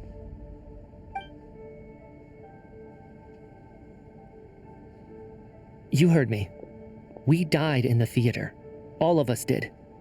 But due to an obstruction in the theater's ley lines, our souls are trapped here, while an endless, infinite snowstorm rages outside. It's ironic, really. All that time, we were working so hard to figure out who the deceased among us were, when the truth was, we were all deceased. The only difference being some of us died more recently than others. Do you remember that note, "Death is near"? Seems like we misunderstood what it meant after all. Death was nearer than we wanted to think all along. The note simply meant that all of us were already dead. So all our attempts to survive, our search for the deceased, it was all for nothing? Hard to say. At the very least, we hope 2 lost souls find clarity and go to where they belong. The presence of those 2 is probably what caused our souls to be drawn in by the ley lines. In which case, the deaths we've awoken to over the past few days were just souls returning to the ley lines for good. If what you're saying is true, doesn't that make us the lost souls now?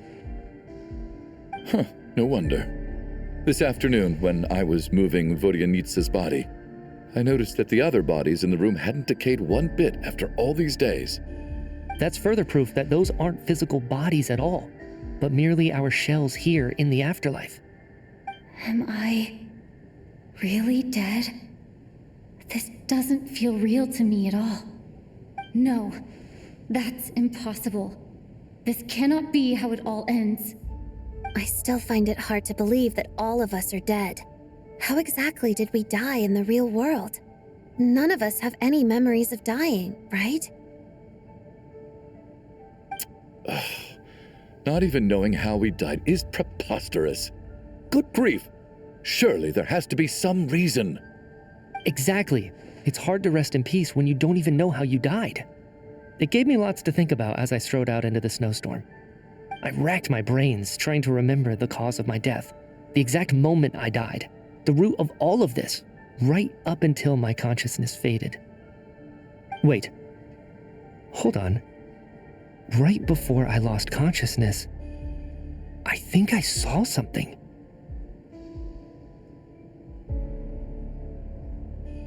I can't remember.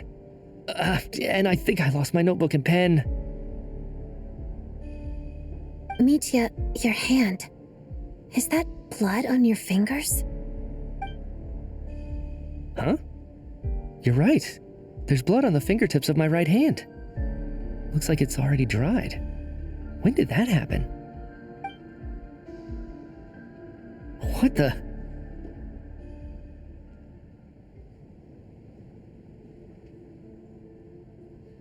I guess this was what I saw. I must have desperately drawn it in my own blood right before losing consciousness. What's wrong? Do you recognize the symbol? It's Ronova, the ruler of death. Alosha, do you still remember that Snezhnayan folktale you told me about?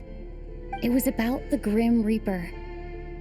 When someone's about to die, he appears as an incarnation of someone familiar to guide their soul into the afterlife.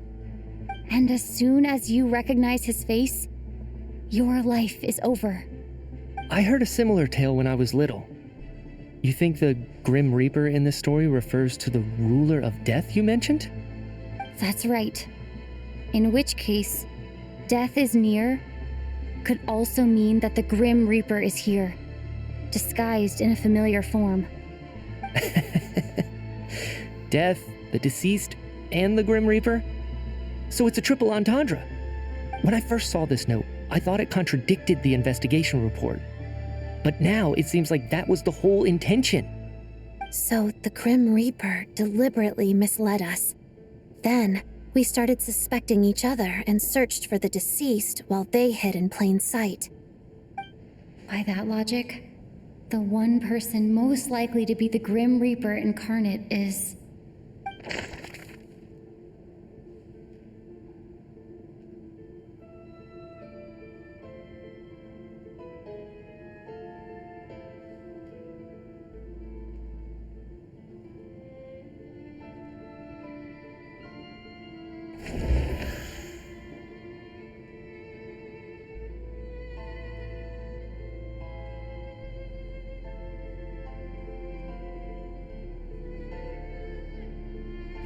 Identifying the Grim Reaper...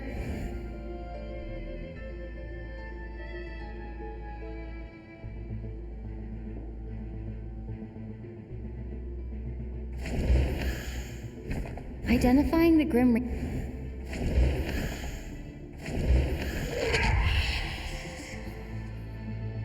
No doubt about it. Looking back at how everyone has acted over the past few days, Alosha is most likely the Grim Reaper lurking among us.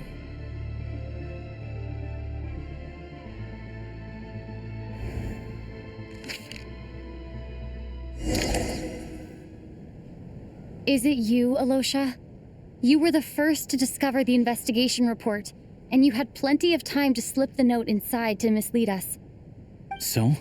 Surely you can't suspect me based on that alone. What if someone else found the investigation report first, slipped the note inside, and then put it back without telling anyone? There's no denying it. The note could easily have been slipped in much earlier than it was discovered. That's not all.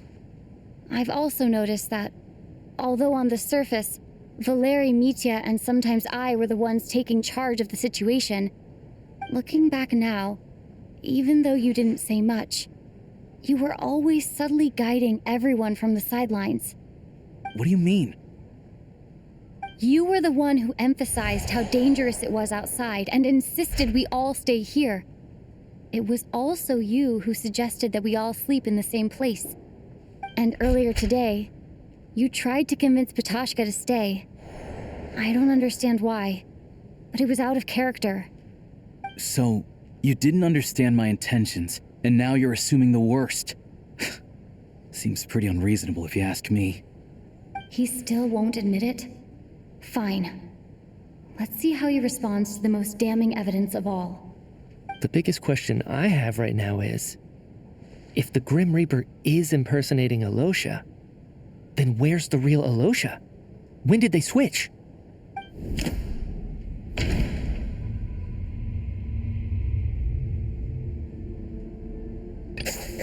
That's right. This was the moment. Right at the start, before any victims had even emerged, Alosha was switched with the ruler of death while everyone's guard was still down.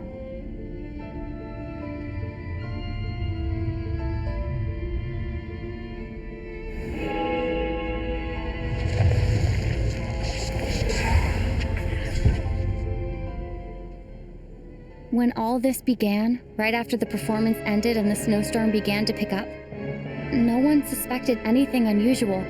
We just assumed we were snowed in.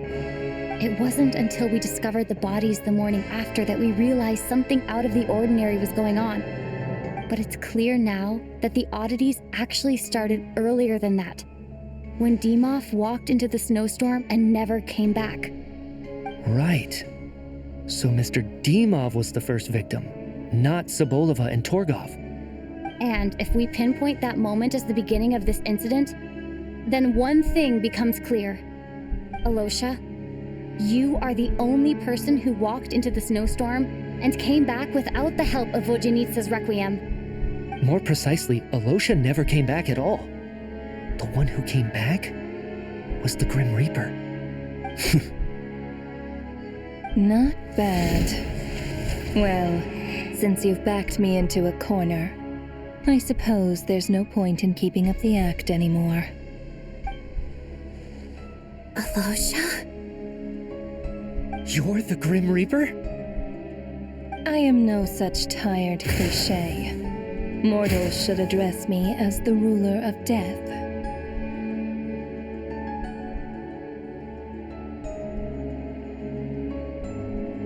Before being wiped out for good, you identified the two deceased, and even sensed my presence. A commendable achievement, far beyond what I expected. I heard you can ferry souls. Those deaths each night. Were they your doing? Your initial conclusion was correct. Due to the existence of the two deceased, the ley lines yearned to reclaim those long-lost souls. Every night they devoured an equal number of souls to fill the void. This required no intervention from me. Though, of course, ferrying souls is indeed my authority. Here, take a look.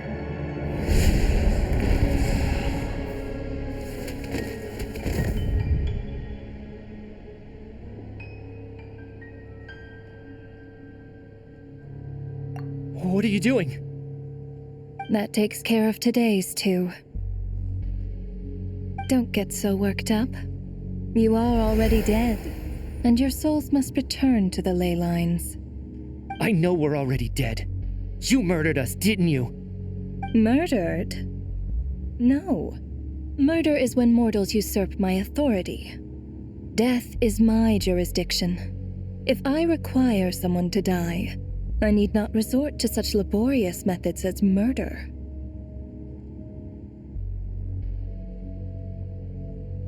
You simply met the criteria to trigger my curse of death.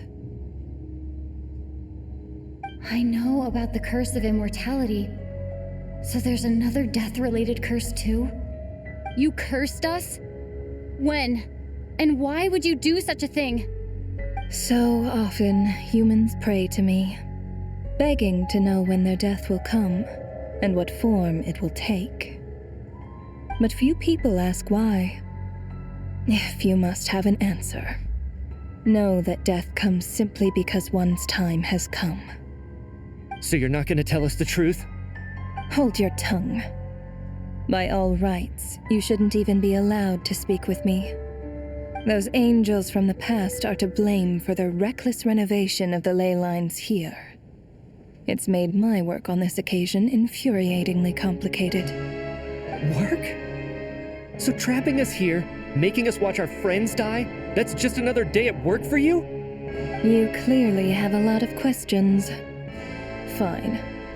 As a reward for your remarkable accomplishments over the past few days, I shall answer a few of your inquiries, provided they aren't too unreasonable.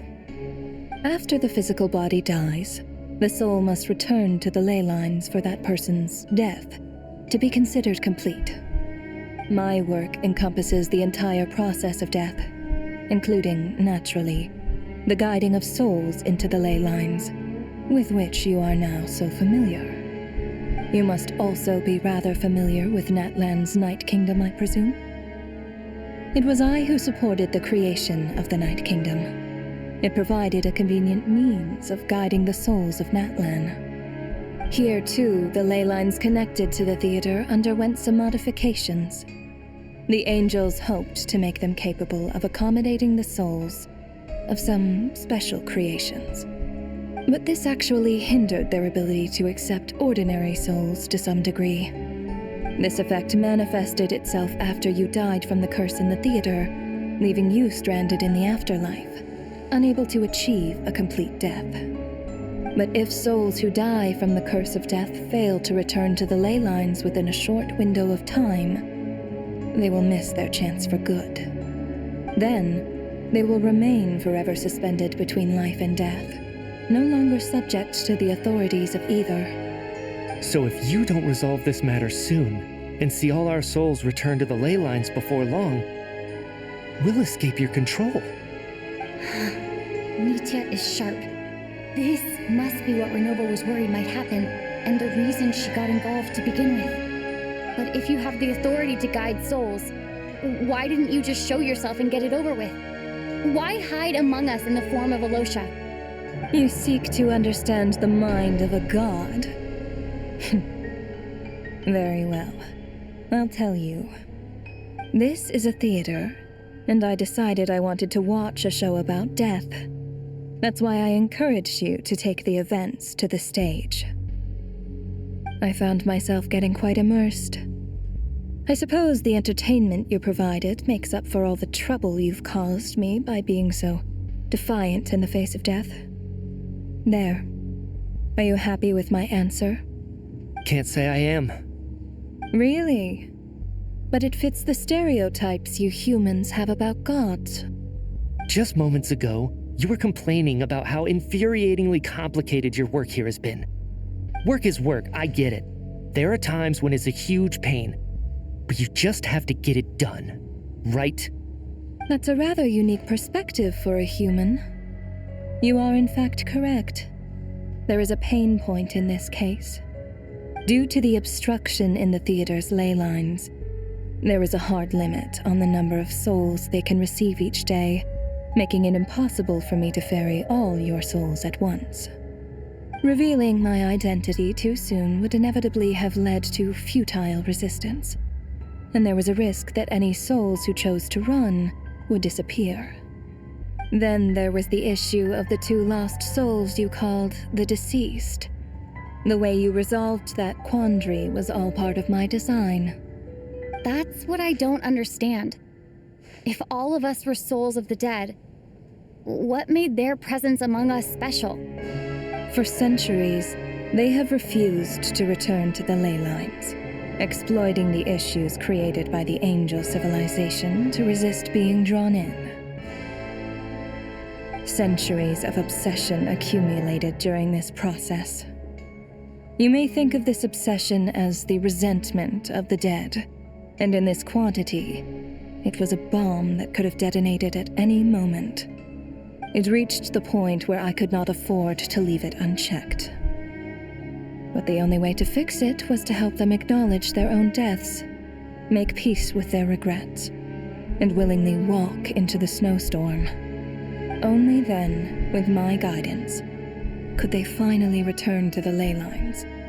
Otherwise, you would not like to know what the consequences would have been.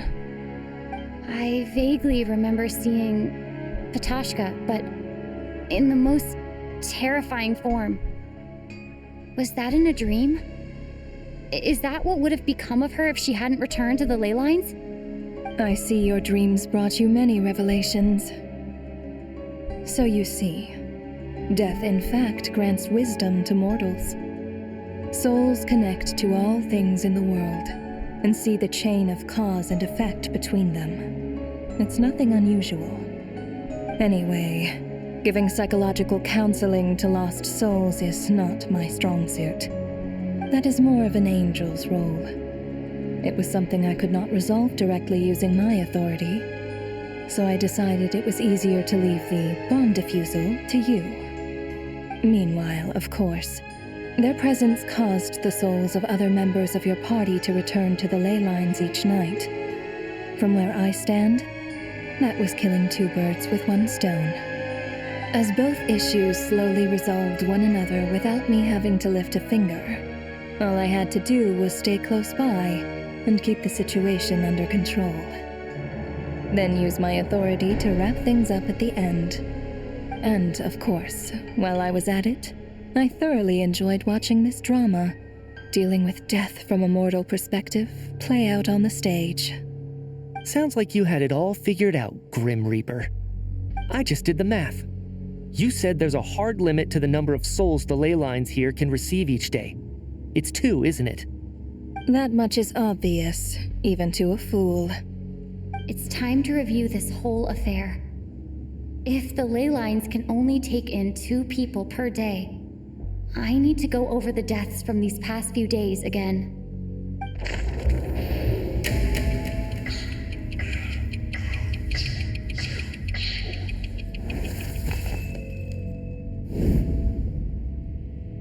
Looking back now, none of us had the faintest idea at the time.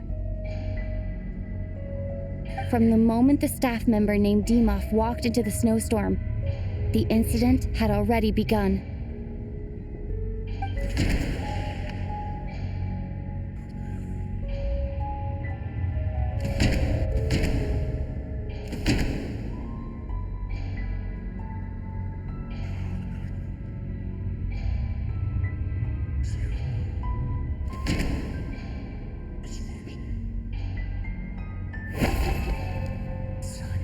No. Let me go over this again.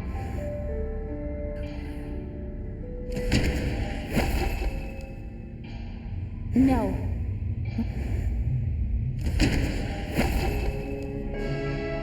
No.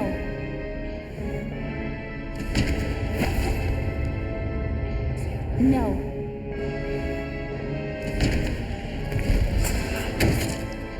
Alosha was the second to walk into the snowstorm after Demoff to investigate.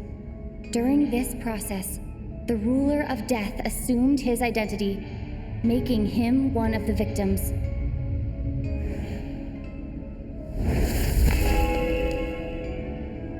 During our first night in the theater, everyone was caught up in the novelty of it all. No one could have expected there would be victims the very next morning.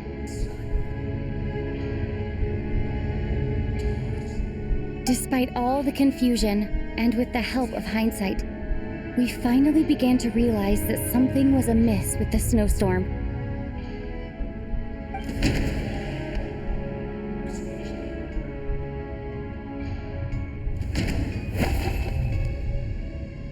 No.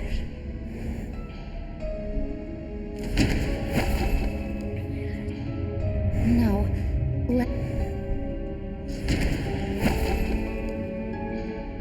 No.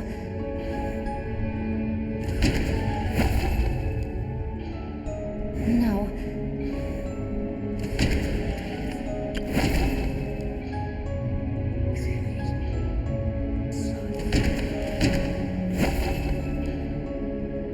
No.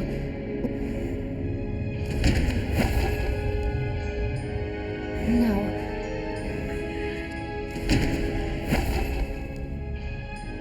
No.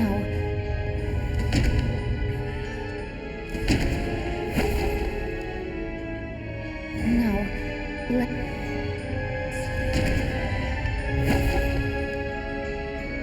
No.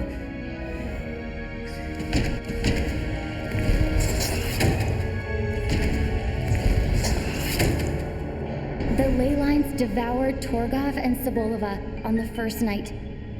At the time, we thought this might be a murder case connected to Lelek.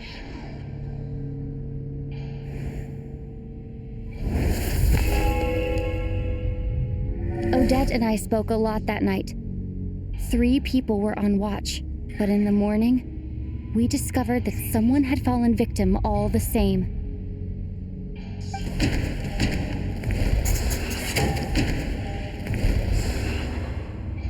The deaths of Kulish and Ranpana caused everyone to stop suspecting Lelek. Unexplainable phenomena occurred one after another, leading Mitya to suspect that we were caught up in a supernatural event.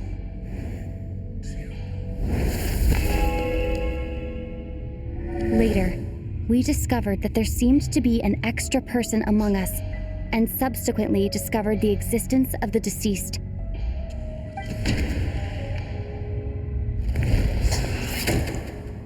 Mr. Shram realized he was the deceased.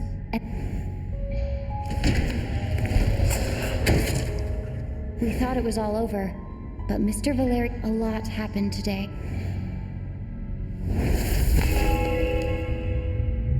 The fact that there was more than one deceased seemed to bring us back to square one. Odette revealed some information she had been keeping to herself.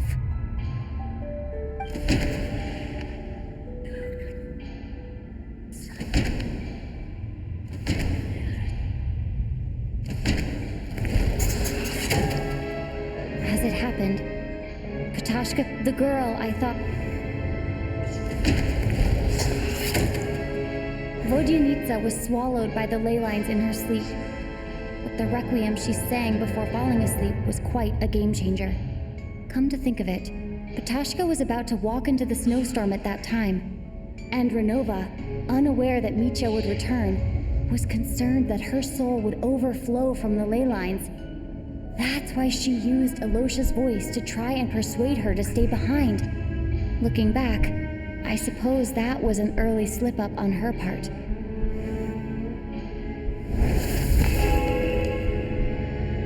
No one could have expected anyone who walked into the snowstorm to return.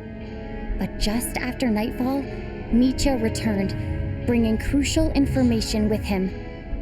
Various truths began to surface, including that all of us were already dead, and that the ruler of death was here among us. Then, after revealing her true form, Ronova callously claimed 2 souls.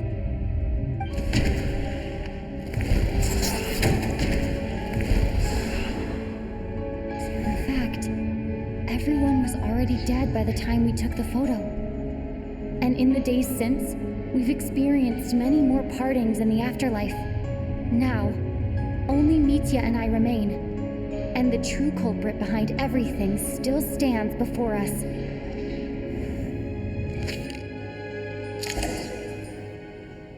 That covers everything. It's all clear now. Your work isn't finished here yet, is it? The Traveler and I are still standing here, safe and sound. The water imp's song threw things off a little, but it is of no consequence. The ley lines have already anchored your soul, and the first ray of light tomorrow morning will take you back. I, meanwhile, need to review my attitude towards the water imp race. So the reunion in the night that Vodyanitsa mentioned, I suppose that was never meant to be a permanent reunion. That just leaves you, Traveler. My power only allows me to temporarily separate your soul from your body. The ley lines of Tevat would not accept you, and your soul is firmly anchored to your body by your will. For a descender like you, who is not bound by Tevat's rules, your death can only be brought through the most violent of means, such as I have no interest in involving myself with descenders. For now.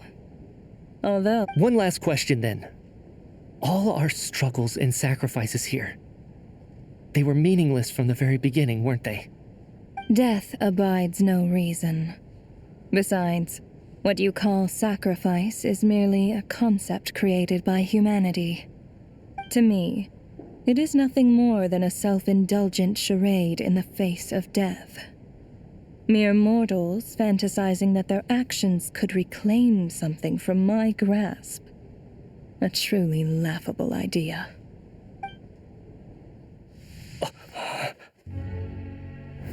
Grim Reaper, you really know how to get on my nerves. I'm not here to ingratiate myself with you.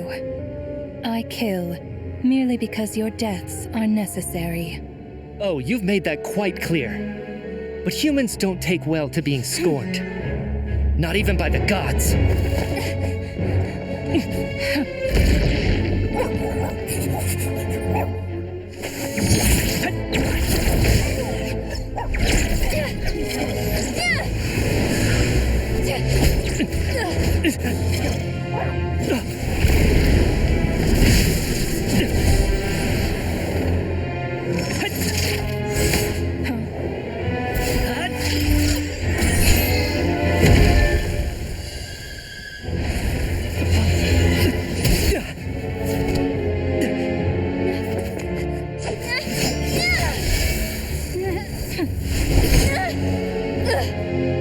This is futile.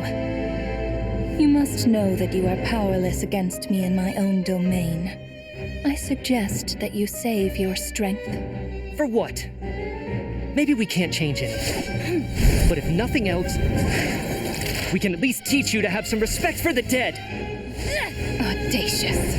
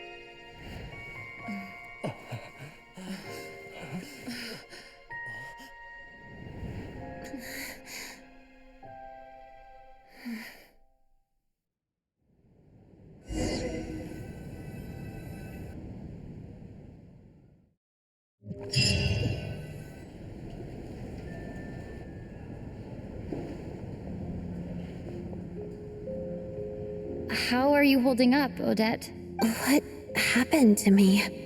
How much do you remember? What do you mean? Is the performance over? I can't seem to recall what happened. Has Odette already forgotten?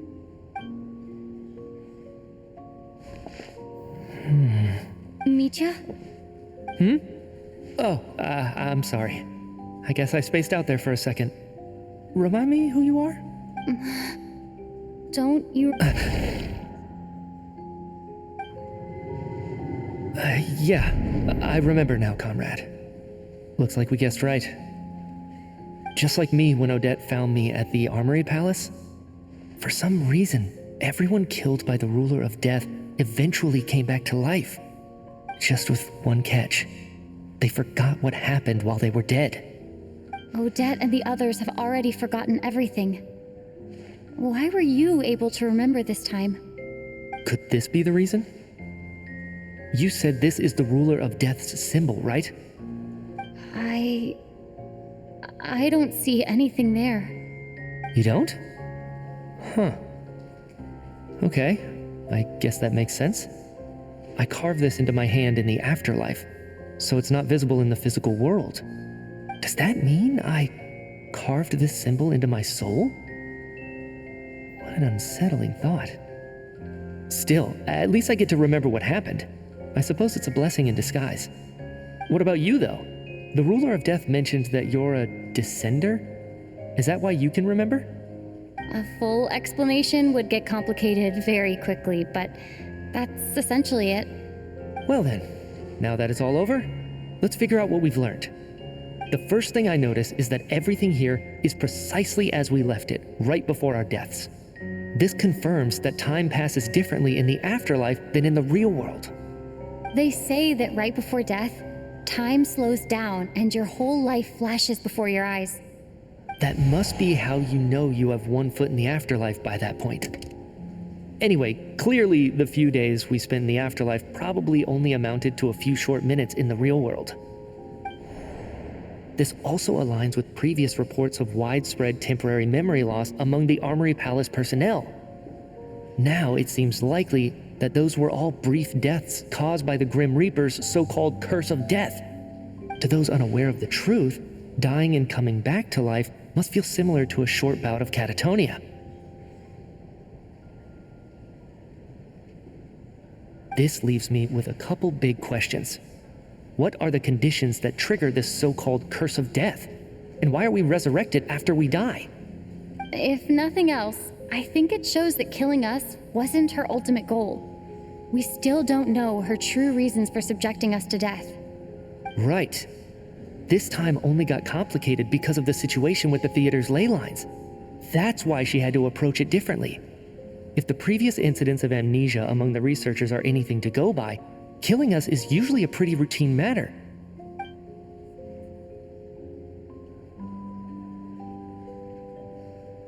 Come to think of it, wasn't I about to note something down before I died? I can't remember what it was, but I think it was something related to my research project. Sorry, Traveler. I'll catch up with you again later. Right now, I have to make a trip back to the Armory Palace. Ma'am, if I may, no one of your description has ever shown up in my investigations into Mr. Mitia's friends. Yet, you two seem very familiar with each other. Could you perhaps tell me where he was in such a rush to get to? And, by the way, have we ever crossed paths? Forgive the presumptuousness, but I feel a vague and indescribable sense of familiarity about you. I can explain everything. Could you help me gather everyone in the theater in one place?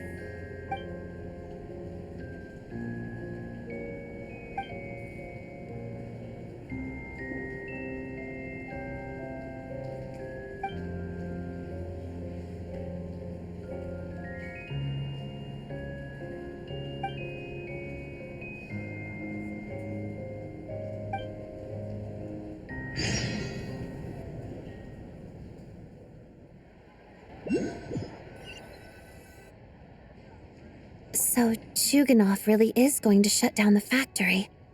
I guess this theater incident actually did us some good after all. So, you said I promised to take you to the Armory Palace while we were in the afterlife, yes? I believe you. I think I even have a vague memory of it. Agreed. Let's check in on her first. The whole reason for our trip to the Armory Palace anyway is to figure out what's going on with her health.